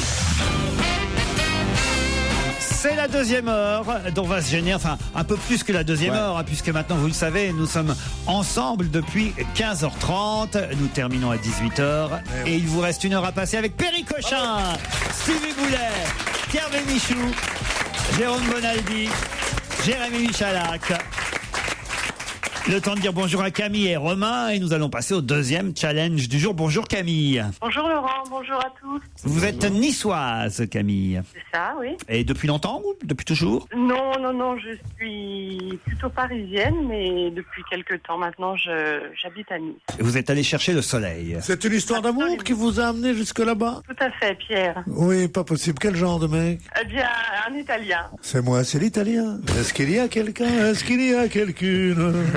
Comment il s'appelle votre Italien, Camille? Giovanni. Eh bien, vous partirez peut-être avec Giovanni à l'hôtel Thalasso 4 étoiles, les Flamands Roses du Canet en Roussillon. Bon, c'est pas très très loin pour vous, mais enfin quand même, ça fera un petit voyage. Ça fait loin quand même parce que c'est carrément de l'autre côté. C'est vrai, mais enfin vous restez dans le sud de la France, c'est ça que je veux dire quand même, Camille. Et puis vous bénéficierez de toute façon de 4 soins par jour et par personne, dont des massages. Hein, attention, 3 jours, 2 nuits de détente au cœur du pays catalan. Mais pour ça, Camille, il faut vaincre Romain. Bonjour Romain. Bonjour. Vous êtes à Saint-Maurice-du-Désert. Oui, tout à fait. Il me semble qu'on a déjà eu quelqu'un, c'est pas vous, de Saint-Maurice-du-Désert? Si, c'est moi. Ah, vous aviez perdu déjà? Oui, j'avais perdu contre une fille qui était du Texas. Ah merde alors. Et il y a combien de temps c'était? C'était cette année. Cette année, c'est pour ça que je me souviens de Saint-Maurice-du-Désert. C'est dans les Cévennes, Saint-Maurice-du-Désert, non? l'Orne. Non, c'est dans la Bayenne. C'est dans l'Orne. Rappelez-moi ce que vous faites, Romain. Je suis étudiant en 2e année de BTS. Ah voilà, c'est ça. Romain, c'est votre 2e chance. Attention, Camille a l'air motivée pour partir au Canet en Roussillon, dans cet hôtel 4 étoiles, les Flamands Roses. Vous aussi, vous êtes motivé? Tout à fait. Alors voici la question. Elle n'est pas si facile que ça, attention. Hein. Quelle est la particularité d'un fumeur sur 3? C'est une femme? C'est une femme? Non. Est-ce que elle éteint sa cigarette? Un fumeur sur 3 est chinois. Un fumeur sur 3 est chinois. Bonne réponse de Romain. Bien. Tu l'avais, Péri? Incroyable. Pas du tout, j'étais parti sur autre chose. Un fumeur sur 3 est chinois. Cette statistique était publiée par le journal Le Monde, datée d'aujourd'hui mais sortie hier à Paris dans les kiosques. La Chine compte 300 millions de fumeurs, ce qui représente un tiers de la population mondiale des fumeurs, auquel il faut ajouter 500 millions de fumeurs passifs. C'est le vice-ministre chinois de la Santé, monsieur Yin Li, qui l'a annoncé hier. Vous avez trouvé ça où, Romain, sur le net? Oui. Bah, vous pouvez le dire, hein. Voilà, Vous êtes pas mal, hein. moi j'ai pas internet, alors voilà, je suis défavorisée. Bien sûr, mais alors vous irez pas au Flamand Rose, vous irez au Flot Bleu. C'est une autre auberge qu'on a trouvée qui est un peu moins bien. C'est payant d'abord. Vous êtes obligé de passer 15 jours. Il n'y a pas de thalasso, il n'y a pas de piscine. On change pas les draps, mais vous pouvez apporter les vôtres et vous aidez un peu à la cuisine, c'est tout. Voilà. Mais si vous venez avec moi, Pierre, je suis prêt à accepter. C'est entre Douai et Courtrai. Elle est d'accord si vous y êtes, Camille. Qu'est-ce qu'on va faire de Giovanni? Ah on lui dit pas. C'est du beau. Vous savez, mais... Je plaisante. C'est sûr. Pierre, vous êtes beau comme un Italien qui aura de l'amour. Du pain, oui, non, mais vous savez l'Italien, il est malin, hein. L'Italien est jaloux, surtout, Camille. Ah oui, c'est pour ça que je dis, il vaudra mieux pas lui dire. Ah bah non. Qu'est-ce qu'il fait dans la vie, l'Italien? Il vend des voitures. Il vend des voitures. Des Fiat? Non, Ferrari. Là, va falloir que tu t'accroches, Pierre. Oui, il doit être dur à fuir, le mec. Parce que quand tu vas arriver en Ferrari sur le parking de Courtepaille, si tu veux, ça va faire un peu comme Murakami à Versailles, tu vois. Romain, avec qui vous partez, vous? Je sais pas, je vais peut-être l'offrir à mes parents. L'offrir à vos parents, ça c'est très sympa. Ne sois jamais gentil avec tes parents. Mais pourquoi ils te laisseront crever, tes parents. Souviens-toi comme ils t'ont fait chier quand t'avais 0 en histoire géo. Souviens-toi les gifles qu'a donné ta mère devant ta petite amie. Ouais. Souviens-toi ton père qui rentrait sous. Arrête avec les parents. Qui te mettait des coups de ceinture. Arrêtons avec les parents. Les parents sont faits pour être pas aimés par leurs enfants et les enfants pour être abandonnés par leurs parents. Arrêtez avec ce truc de famille. Si les familles étaient restées aussi unies que vous voudriez le faire croire, il y aurait pas eu de civilisation. Il y aurait eu des tribus. Je t'embrasse, chérie. Les parents, c'est comme l'île de foie de morue. Oui, Camille. Je voulais savoir qu'est-ce qu'il prend. Il reste toujours comme ça aussi. On ne peut pas vous répondre, Camille. Depuis de récents événements, je ne peux pas vous répondre. C'est un homme de la rue, Pierre, vous savez.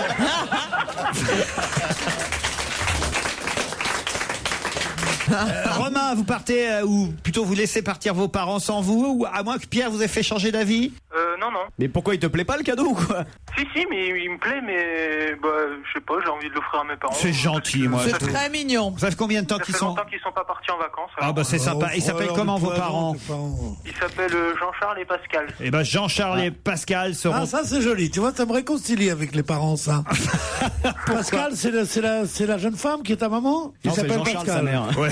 Il y a des chances, oui.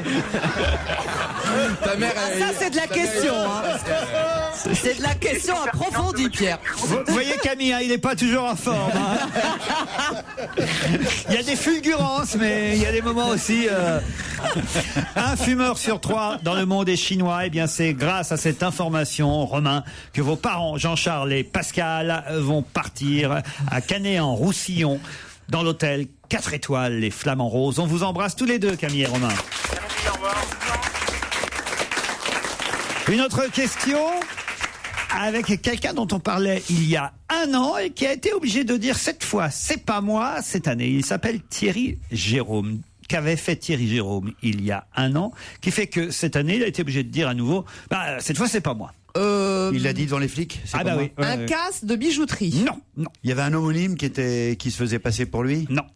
Il a nié être impliqué dans quelque chose qui a eu lieu là il y a quelques jours. Tout ça parce qu'effectivement, il y a un an, c'était bien lui. Une arnaque de carte bleue. Du tout. Donc il s'est passé un truc il y a quelques jours qui ressemble à quelque chose qui s'est passé il y a un an. Vous avez tout compris, Joujou. Ouais, mais j'ai pas la réponse. Fais pas semblant. Je te jure que je joue mal. Le 20 septembre 2009. Organiser un grand... Vous voulez pas connaître des précisions supplémentaires, hein, Perry Bah si. Puisque vous m'interrompez au moment où j'allais vous dire... mais allez-y, j'ai fulgurance, c'est si pour ça. Si c'est pour ça que t'es revenu, t'aurais mieux rester là-bas en barbarie. En barbarie. Oh non, mais là, non et non. Non. Il va pas bien du tout aujourd'hui. En Berbérie, pardon. Ouais, c'est ça, oui. Berbérie toi-même. Alors, je pensais à un raout de un genre les grands pots que les mecs boivent à 18h où ils se réunissent. Voilà, apéro, je cherche le mot. Un raout. Il n'y a plus qu'elle pour employer ce mot. Je vous invite à un raout. Overmondain. Un raout, c'est un Bien truc sûr, elle organise Tu viens, mon raout? J'ai organisé un raout Facebook. Raoul, vas-y, à son raout. Un raout, on peut dire aussi un passe-fesse. Ah ouais, En rejoint, qu'est-ce qu'on fait? Un lave-tout. Attendez, moi je pensais que raout c'était très... Non, chez nous on dit un ragoût de mouton, un truc. C'est pas un raout. Raout, ça fait un peu. Oh, c'est sans sas. Ah oui, c'est vrai. Ouais, bien sûr. C'est sans sas. Bon, bah alors, je sais pas. Rassemblement. Ah, j'aime bien ce mot-là. À une manifestation. C'est sans sas, tu connaissais pas? Le mec, blague dans le coin, c'est battre. C'est bad. Ah, c'est bat. Eh bien, il ne s'agit pas d'un raout, cher Perry. D'accord. Alors j'écoute les mais informations. Le 20 septembre. Le 20 septembre 2009, le 20 septembre 2009, autant dire jadis, Thierry Géraud fut interpellé par l'avoir réchaussé. Ça dérive sur Giscard tout doucement là. À Hérépian, dans l'Hérault, il fut interpellé, Thierry Jérôme, il y a un an. Il avait reconnu avoir fait quelque chose. De mal? Oui, quelque chose de pas bien. Puis là, il s'est passé la même chose un an après. Alors, évidemment, Des injures à l'Élysée. pas tout à fait. Évidemment, Une lettre anonyme. Un an après, il a nié. Alors, lettre anonyme, mais... Avec la balle? Avec la balle. Bravo, bonne réponse de Stevie Boulet. Et là, il dit que c'est pas lui qui l'a C'était cette bande de bras cassés qui se retrouvait dans un café. Non, c'est ça. Et qui envoyait des balles au ministre, au président de la République, à tout le monde. Il était membre d'un club de tir et il avait expliqué à l'époque regretter son geste, mais il avait effectivement bien avoué que c'était lui qui avait envoyé des lettres de menaces contenant des balles à plusieurs hommes politiques. Ouais. Ça, c'était il y a un an. Et un an après, c'est Éric Woerth qui a reçu, à cause de l'affaire Bettencourt, le même genre de lettres de menaces avec une balle à l'intérieur. Il avait été condamné à quoi? Alors ça, voilà, c'est la question à laquelle je n'ai pas la réponse. C'est assez grave quand même d'envoyer à 5 ministres des trucs avec une balle. En tout cas, apparemment, il est libre puisque aujourd'hui il nie être impliqué. Peut-être qu'il est en liberté conditionnelle et qu'il va en liberté. On va rechercher, Pierre. C'est une bonne question. Mais oui, ou alors on demandera à Paul Vermus. Tiens, ce sera une question qu'on lui posera demain dans ses enquêtes. Ah oui, ça ce sera intéressant. Oui, mais il faut pas lui dire tout de suite parce qu'il va commencer à enquêter dès maintenant. Vous inquiétez pas, il nous écoute pas. Même quand on lui demande quelque chose, il nous écoute pas. Non mais s'il nous écoutait, il saurait le mal qu'on dit de lui. Ouais. Il y a longtemps qu'il serait plus là. Oh non, parce qu'il n'a pas d'honneur. C'est pas vrai, Popol. Allez, une autre question. C'est à la mode. Je vais pas vous dire de quoi il s'agit puisque c'est justement la réponse que j'attends. C'est à la mode, sauf qu'il faut faire très attention à ce qu'il n'y ait pas trop de formol. Dans quoi doit-on faire attention à ce qu'il n'y ait pas trop de formol? Et qu'est-ce qui est très à la mode et qui peut donc être dangereux à cause du formol? Formol, c'est liquide, ça, le formol. Oui, ça c'est, oui. Mais les cases dedans, les petits... Ça sert à conserver certaines... Oui, les serpents, les conneries, les conneries. Les serpents, c'est pas des conneries, c'est des animaux comme nous. Non, mais voilà, on conserve tout dans le formol. Où est-ce qu'il y a du formol en dehors de... Ouais, c'est ça. Et des cours de sciences nat. C'est quelque chose de très à la mode et le Parisien nous disait faites très attention puisque c'est très à la mode à ce que ne soit pas trop utilisé de formol car certains en utilisent beaucoup. Donc c'est dangereux. Pour cracher du feu? Non. C'est très à la mode. Ça pourrait se manger, votre truc à la mode? Non, pas du tout. Est-ce que c'est adressé aux enfants? Pas aux enfants, mais c'est quelque chose. Il y a pas mal d'adolescentes qui sont concernés. Dans les produits de beauté. Pas seulement des adolescentes, des adultes aussi, mais vous me demandez si les enfants sont concernés, je vous dis les ados aussi, oui. Produits de beauté. Produits de beauté, pas tout à fait. Fringues. Mais c'est lié à la beauté. Ah, c'est un médicament. Ah, crème pour mincir. Non. Est-ce que le formol est sous sa forme liquide dans ce truc-là? Oui, j'imagine, mais mélangé évidemment avec autre chose. Dans les shampoings. Pas tout à fait shampoing, mais on se rapproche. Lotion capillaire pour donner du volume aux cheveux. Du tout. Dans le henné. Non, pour démêler les cheveux. Pour démêler les cheveux, pour nourrir les cheveux. Selon la formule brésilienne. Bravo. Pour 400 €, j'ai vu qu'on pouvait avoir des cheveux raides au lieu d'avoir des cheveux frisés. Excellente réponse de Pierre Bénichou. Ça s'appelle le lissage brésilien. Et le lissage brésilien est très à la mode en ce moment. Ça coûte un prix fou, ça coûte 500 €, vous vous rendez compte? Effectivement, de nombreuses jeunes femmes en ont marre de leur crinière rebelle et veulent une chevelure lisse. Elles vont chez certains coiffeurs qui utilisent une nouvelle méthode à base de kératine. Et ça marche très bien. C'est une protéine aux vertus assouplissante, sauf que c'est très cher. Et comme c'est très cher, certains coiffeurs mélangent cette kératine avec du formol. C'est tout aussi efficace, mais c'est évidemment très dangereux et ça leur permet évidemment d'avoir un coût beaucoup moins cher et même de vendre leur délissage moins cher. Sauf que dans ces cas-là, c'est dangereux. Moi, quand j'avais des cheveux, j'aurais été fou de joie de faire ça. Ah oui? Toujours souffert d'avoir ces cheveux. Moi aussi. Vous étiez frisé, vous, Pierre? Quoi? Vous étiez frisé. C'est superbe, surtout. Des boucles anglaises. Des petites boucles. Non, mais j'ai toujours rêvé d'avoir la mèche sur le front et qu'on fasse comme ça. Ah, vous aussi, vous frisez, Stevie? Ah, mais ouais, mais on a les mêmes origines avec Pierre, on frise. Quoi? Mais vous frisez de partout, vous, Stevie, ou pas? J'ai que des poils que sur la tête, donc... Ah bon? Comment ça se fait? Il est complètement épilé. J'espère qu'elle n'est pas formole. Oh non. Je crois qu'on va se retrouver dans un instant. Dieu sait que je cherche à la faire depuis longtemps. Et il m'a grillé une fois de plus. Allez, on se retrouve tout de suite. Europe 1, on va se gêner. Quoi de neuf, Jérôme? Quoi de neuf, Jérôme? Que nous a apporté Jérôme Bonaldi cette semaine? Des légumes. À manger? Je brûle de le savoir. Des légumes. Oui, enfin ils sont en boîte, faut le signaler oui, parce quand même. que justement, vous ne mangez pas assez de légumes frais et tous les moyens sont bons pour vous faire manger des légumes. Voici Croque Légumes. Ce sont des biscuits. Des biscuits avec le maximum de légumes dedans. Et ça, d'un seul coup, toutes les mères de famille qui nous entendent et qui se désespèrent de pouvoir faire manger des légumes à leurs enfants se disent « Ah tiens, c'est malin ». 50% de légumes dans le biscuit. Oui. On peut goûter ou ils sont périmés? Ah non, ils sont très bons, on les a reçus hier. Vous savez que c'est bientôt le... Betterave échalote, ça je déteste la betterave. Alors essayez carotte. Betterave échalote. Tu grignotes ça le matin, tu peux dipper avec. Le matin? Tu peux quoi? Avec l'échalote le matin, tu vas sentir bon. Mais j'en veux, moi. Moi j'ai carotte fin de matinée, le petit creux, et puis ça peut se mettre également à l'apéritif. Dieu sait que j'ai faim, mais c'est pas bon. Carotte cumin, je goûte. Ouais, c'est un vieux goût de carotte cumin. Ah, écoutez, vous savez qu'il y a des produits nouveaux qui sont présentés chaque année au CIAL, le salon de l'alimentation. Oui, non, mais c'est très bien. Tout ce qui est nouveau, il faut le faire. D'ailleurs, on va mettre ça chez Robuchon. Il faut mélanger, moi. Non, autre chose. Vos croque légumes, c'est pour ceux qui aiment. C'est pour ceux qui aiment. Mais n'en dégoûtez pas les autres. Tout est bon pour manger les légumes. Testez-le au moins. Je dis ça aux auditeurs. Il y a de plus en plus de gens qui utilisent des huiles essentielles dans la nourriture. Vous savez, on met 3 gouttes comme ça de cardamome, de menthe, de géranium, de cannelle. C'est bien, mais c'est pas très pratique. Alors, café Florissance. Eh bien, ils ont fait l'huile essentielle. Vous avez vu comme je suis une bonne Maryse. Alors, café Florissance. Eh bien, il Florissance, virgule. Fier de son passé tourné vers l'avenir, terre de contraste et néanmoins d'harmonie, a créé les cristaux d'huile essentielle. Et pour mettre dans la cuisine. Pour mettre dans la cuisine. Comme ça, du sel, quoi. C'est comme du sel. Alors, un conseil, vraiment, prenez-en uniquement 2-3 grains dans le creux de la main et goûtez. Et il y a tous les produits possibles. Basilic, menthe, géranium. Bergamote, c'est bon. Voilà, citronnelle, c'est fort. Basilic, mon chat. Bergamote, je garde. Ah, ça, c'est bien, ça, je trouve. C'est malin. Qu'est-ce qu'on a fait au bon Dieu pour avoir ça? C'est incroyable. On dirait un cauchemar. Cristaux d'huiles essentielles. Il faut en prendre très peu, c'est très fort, c'est très prononcé comme goût. Mais c'est pas mal, en tout cas, ça a le C'est goût. bio, Pierre, c'est bio. Cardamome, c'est pas vrai. Bah, essaye la citrouille. Oui, complètement.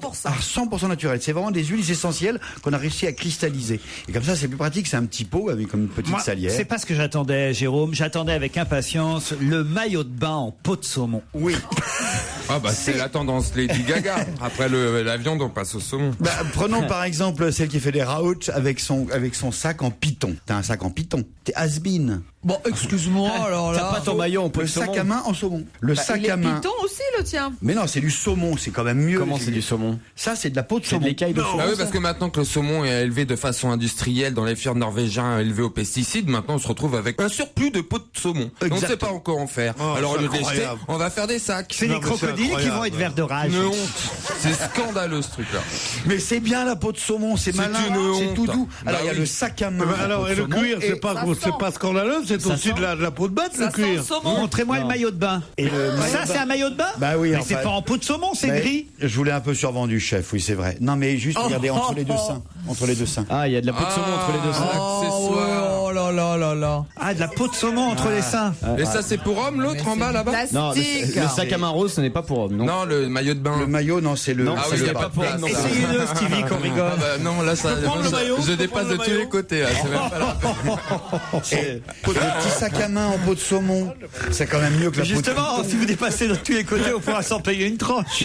Ah bah si ça te branche. Ça donne pas envie de manger les sushis, hein. C'est marrant, c'est rigolo. Maintenant, vous êtes en train de regarder une culotte qui n'a aucun intérêt. C'est une culotte. En peau de saumon, bon d'accord, pourquoi pas. La poupée Barbie maintenant, Jérôme. Ah. Valentine m'a prêté plein de poupées Barbie. C'est votre fille, Valentine. Oui, parce qu'elle joue beaucoup et elles sont très nombreuses à jouer. C'est l'âge de jouer à la poupée Barbie. Votre fille, je l'ai vue l'autre jour, elle a 42 ans. Mais non, il y en a une autre plus petite encore. D'accord. Ouais. De 37. Ah, celle qui a 37. Non, il y a les poupées Barbie, donc on met en scène les poupées Barbie. Oui, alors voici une poupée Barbie qui fait de la musique, une poupée Barbie on tire sur la ficelle. Ah, Barbie chevelure magique. Il y a la Barbie black, la Barbie, enfin, il y avait tout. Et maintenant, La suicidée, regardez, c'est la barbiturique. Elle se présente exactement comme les autres. Mais regardez, regardez bien sur son collier là, c'est pas un bijou, c'est l'œil d'une caméra. Voici la première Barbie Video Girl. Elle a une caméra entre les seins, alors qu'elle pourrait très bien avoir du saumon. Et derrière, dans son dos, c'est un écran. Et dans sa jambe, qu'est-ce qu'il y a? 2 piles. Et là, il y a qu'est-ce qu'il y a au niveau des reins, des petits boutons.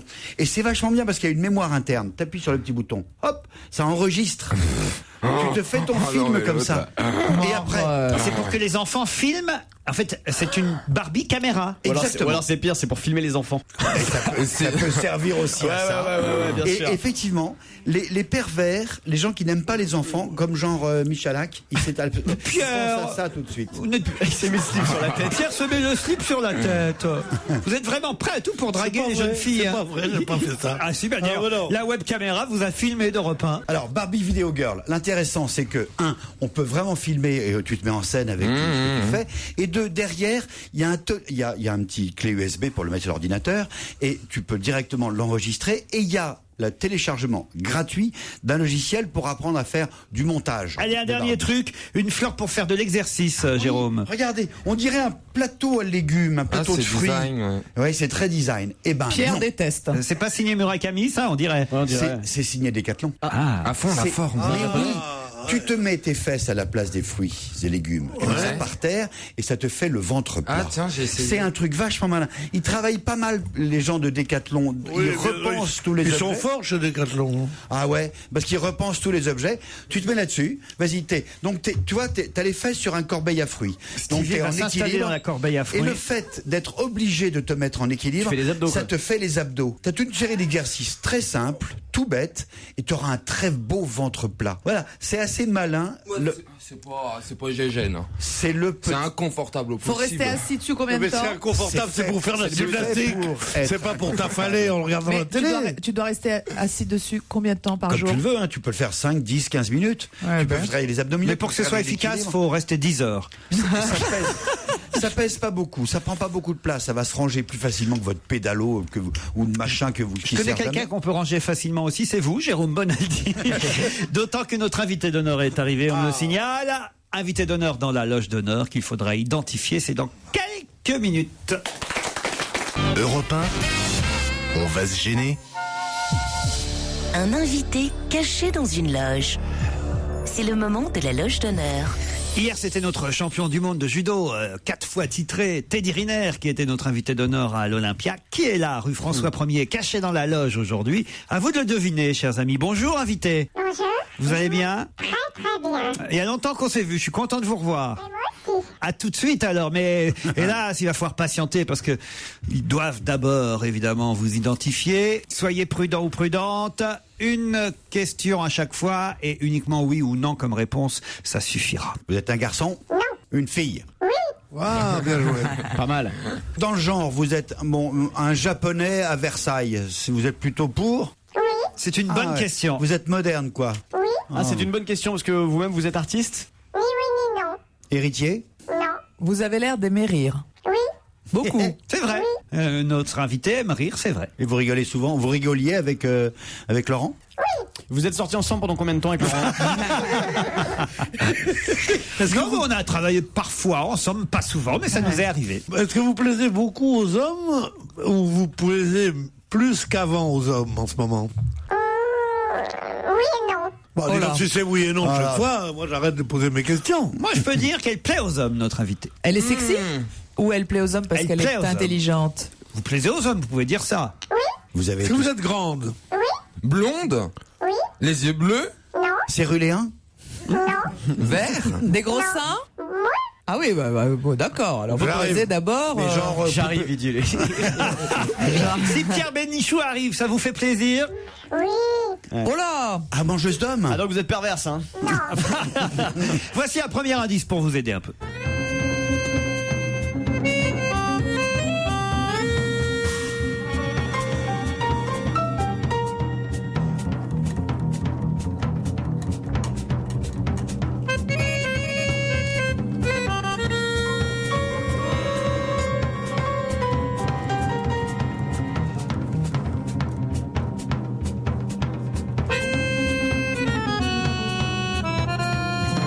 Est-ce que vous avez compris ce premier indice? Oui. Oui. Oui, alors, parce que vous avez traversé le Sahara, étant donné que ce morceau s'appelle Caravane. Bravo, exactement. C'est un morceau qui s'appelle voyez Caravane. Je suis nul en musique, il est hein? malin, il est J'ai 50 ans de retard, pauvre mec. Caravane. Vous êtes Rome? Non. Caravane. Vous avez connu Théodore Bonneau? Non. Légende du Paris-Dakar? Oui. Ah. Vous fîtes le Paris-Dakar? Non. Vous avez fait le trophée des gazelles. Non. Ah, vous êtes peut-être l'épouse ou l'amie. Non. Pourquoi vous êtes célibataire? Non. Mais on ne connaît pas particulièrement votre mari, c'est ce que vous voulez dire? Si. Ah bon? Ah Ah, on le bon? connaît. Ah, vous êtes presse people dans le genre? Il y a vos photos dans la... Non. On vous reconnaît dans la... En tout cas, mes camarades sont sur une mauvaise piste, vous êtes d'accord? Oui. Vous vous êtes produite sur la scène à Paris dans les 5 dernières années? Oui. Avec un micro devant vous? Parce que vous chantez. Vous chantez? Non. Ah, vous dansez? Non. Alors attendez, parce que vous faites l'idiote. vous produisez sur scène et vous dites que vous n'êtes pas vraiment artiste. Un peu, mais pas trop. Vous faites des conférences? Oui. À l'université? Non. Dans des meetings politiques? Non. Vous lisez les textes des autres? Oui et non. Oui et non, parfois ce sont ses propres textes. Est-ce que vous êtes animatrice télé? Vous l'avez été? Oui. D'accord. Plutôt TF1? Ah. Non. France 2? Oui. TF1, non, mais vous avez été sur TF1. Oui. Dans une fiction? Non. Combien de temps sur TF1? Ah non. Journaliste au départ? Oui. Journaliste sur TF1. On vous a vu à l'antenne sur TF1? Oui. Dans le JT. Moi, je me souviens très très bien, c'était le dimanche, hein, c'est bien ça? Oui. Ah, vous êtes là. Ah, elle remplaçait... Non, elle pouvait pas remplacer. Il allait dire Anne Sinclair. Vous remplacez pas le petit de la rue le matin, non, en ce moment, non. C'était une émission de sport? Non. Vous jouez dans Amour, Gloire de et Beauté? magazine? Est-ce que vous jouez dans Amour, Gloire et Beauté, vous demande Steve? Non mais est-ce que vous avez déjà joué dans des fictions? Oui. Oui. En ghost, en invité ou un vrai rôle? En invité. En invité. Non mais vous avez tout fait, c'est pas facile. Eh oui, c'est pas facile, il va falloir réfléchir dans un instant après cette pause. Europe 1, on va se gêner. Un invité caché dans une loge. C'est le moment de la loge d'honneur. Stevie me réclame un résumé. Ouais. Pourquoi vous vous souvenez pas de tout ce qu'on a dit? Ah, j'ai bugué parce que je réfléchis en même C'est la temps journée Alzheimer. et j'entends plus quand je réfléchis. Notre invité, C'est une femme. Je peux pas faire deux choses en même notre temps. invitée est une femme plutôt séduisante qu'on a pu voir à la télévision, sur le service public certes, mais aussi à une époque sur TF1. Il lui arrive de monter sur scène. Dans ces cas-là, elle dit parfois ses textes, parfois des textes d'autres. Mais vous n'avez pas vraiment trouvé, autant vous le dire, quelle est la spécialité de notre invitée. Réalisatrice? Êtes-vous réalisatrice? Non. Est-ce que vous arrive d'être méchante quand vous êtes sur scène? Non. Écoutez ce deuxième indice.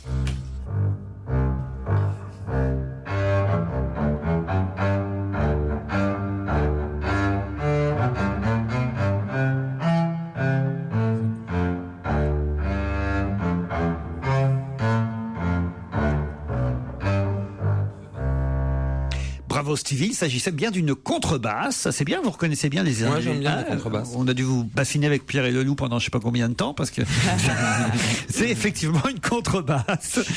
Est-ce que cet indice vous évoque quelque chose de clair? Oui. Ah, très bien. Est-ce que sur TF1, vous avez aussi présenté des émissions d'humour? Oui.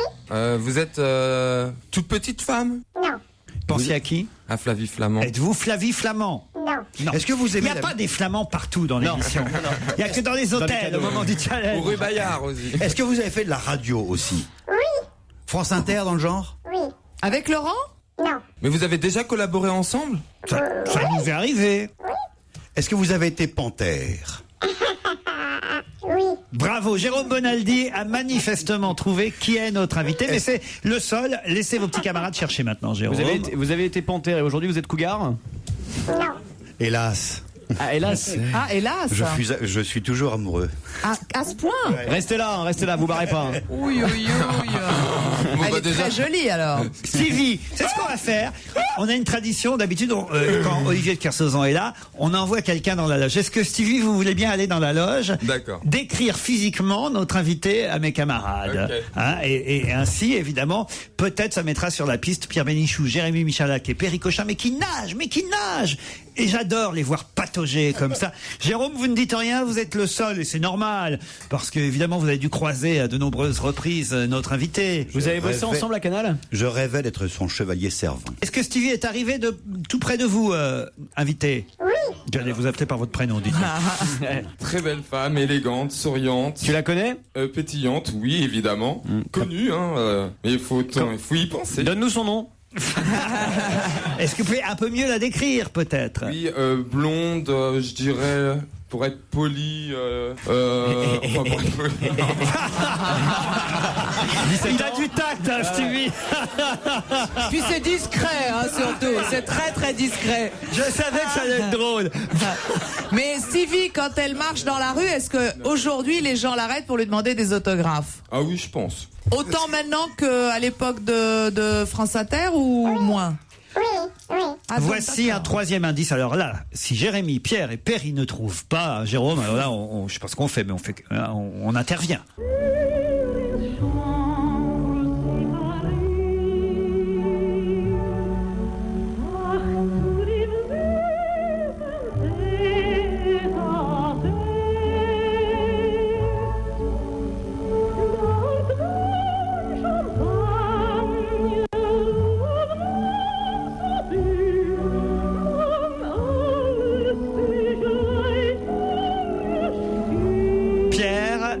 Est-ce que ça vous donne une idée? Aucune. Aucune. Jérémy? Aucune idée. Est-ce que vous connaissez Pierre Bénichou? Oui. Vous êtes déjà rencontrés? Oui. Perry Cochin? Oh, je crois que j'ai une idée, mais c'est le dernier indice qui m'a mis sur la voie. Alors allez-y, posez une question pour vérifier. Vous êtes passionné de musique? Ah oui, je crois que j'ai trouvé. Alors je pense que Jérôme Bonaldi et Perry de musique Cochin classique. Vont pouvoir donner son nom maintenant. Attention, 1, 2, 3, il s'agit de... Ève Ruggieri. Ève Ruggieri qui va nous rejoindre évidemment. Et on retourne du côté du studio Merlin, on retrouve Laurent Ruquier et ses complices qui, juste avant la publicité, ont découvert l'invité d'honneur. Pierre Bénichou, Jérôme Bonaldi, Perry Cochin, Jérémy Michalak, Stevie ont découvert une femme de talent, animatrice, journaliste, Ève Ruggieri. Ève Ruggieri est notre invitée jusqu'à 18h. À l'occasion de la tournée Carmina Burana, puisque vous êtes la récitante en fait dans cette tournée, Ève Ruggieri. Oui, en quelque sorte, oui. J'ai découvert les joies de la tournée, une ville par jour. Donc on débute le 7 à Nancy, et c'est un spectacle formidable parce que ce sont 2 tubes. En fait, en première partie, il y a la suite de Carmen, et en seconde partie, Carmina Burana de Karl Orff. Donc c'est 200 personnes sur la scène avec des danseurs formidables qui viennent de l'opéra. Musique, orchestre. Danse, et vous-même sur scène. Et moi qui raconte un peu la genèse de ces 2 œuvres. Écoutez.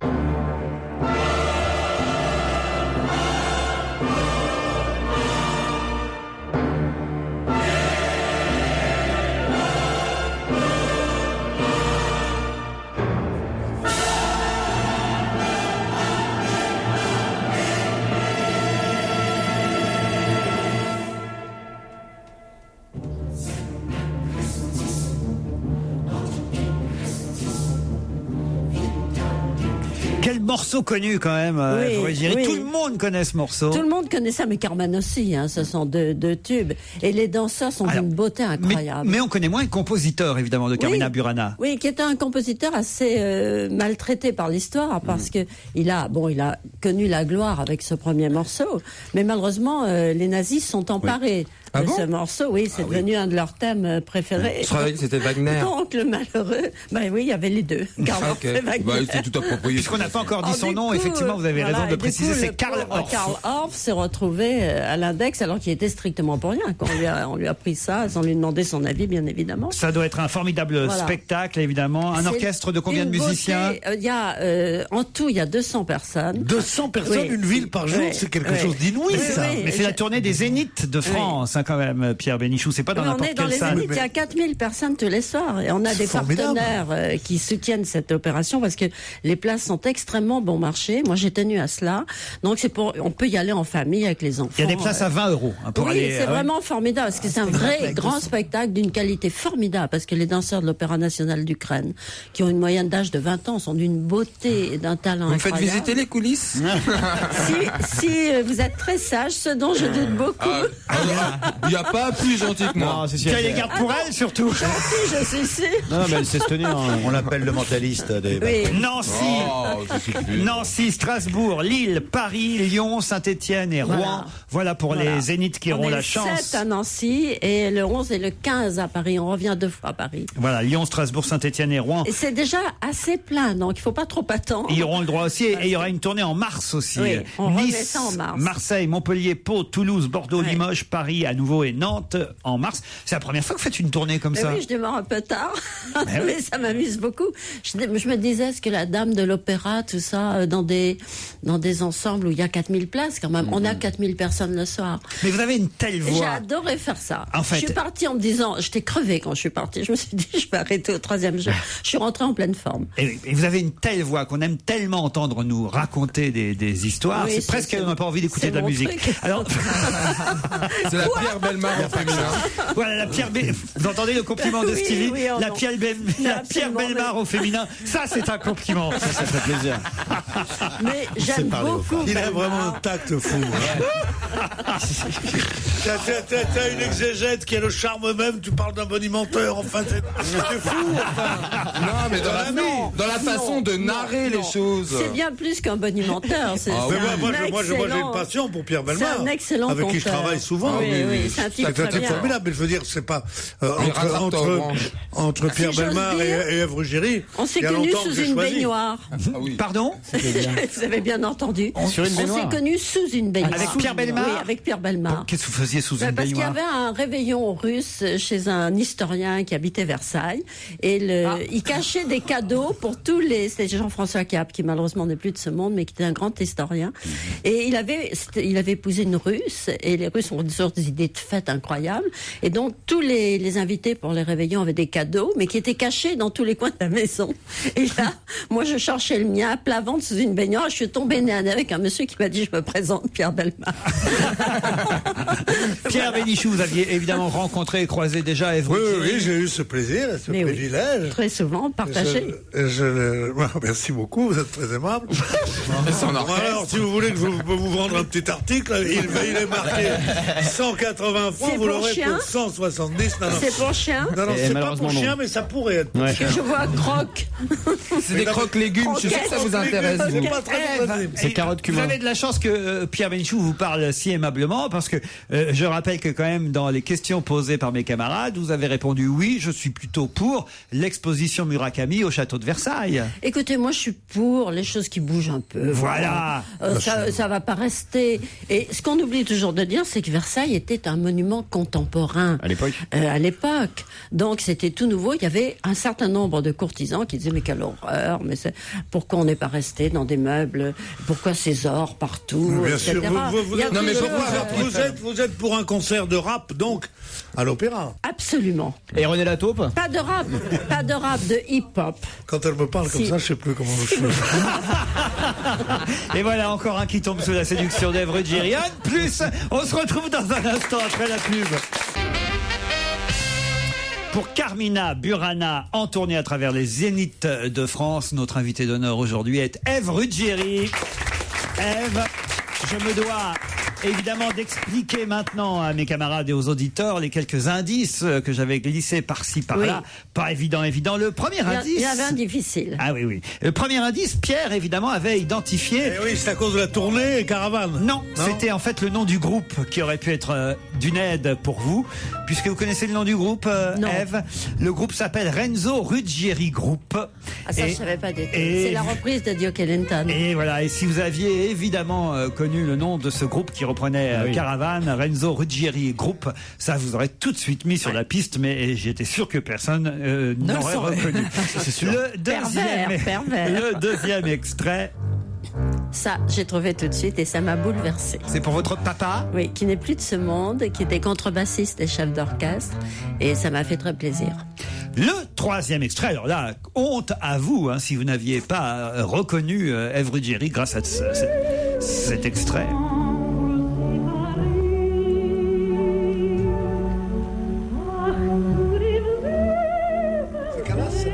Non, je pense que ça va être Schwarzkopf. Comme le shampoing. Cette voilà, musique... ça s'appelle... Bravo. Schwarzkopf comme le shampoing. Comme le shampoing. Il est con ce Stevie. Il est plutôt con ce Michalat, moi je dirais. Oh l'autre, la gamine. Ça s'appelle Hymne chambre séparée et c'est un compositeur peu connu qui s'appelle Eberger et ça a été le générique de Musique Zocker pendant très longtemps. Voilà, Musique Zocker, l'émission. Alors, elle existe encore ou pas cette émission ? Écoutez, elle existe, elle est en préparation d'une nouvelle formule qui sera... on démontrera aux gens comment on monte un opéra, comment on choisit les chanteurs, etc. Bon. Comment on en écarte certains. Sur France 2, toujours, et à quelle heure Côté horaire, je ne me prononcerai pas. 5h du matin. Mon avocat. C'est avant ou après Guillaume Durand ? C'est un bon indicateur, normalement. Il y a moins de pub. Mais est-ce qu'il est vrai, c'est une question que je voulais toujours poser à des vedettes de la télévision comme vous, ma chère Ève, est-ce qu'il est vrai que les émissions qui sont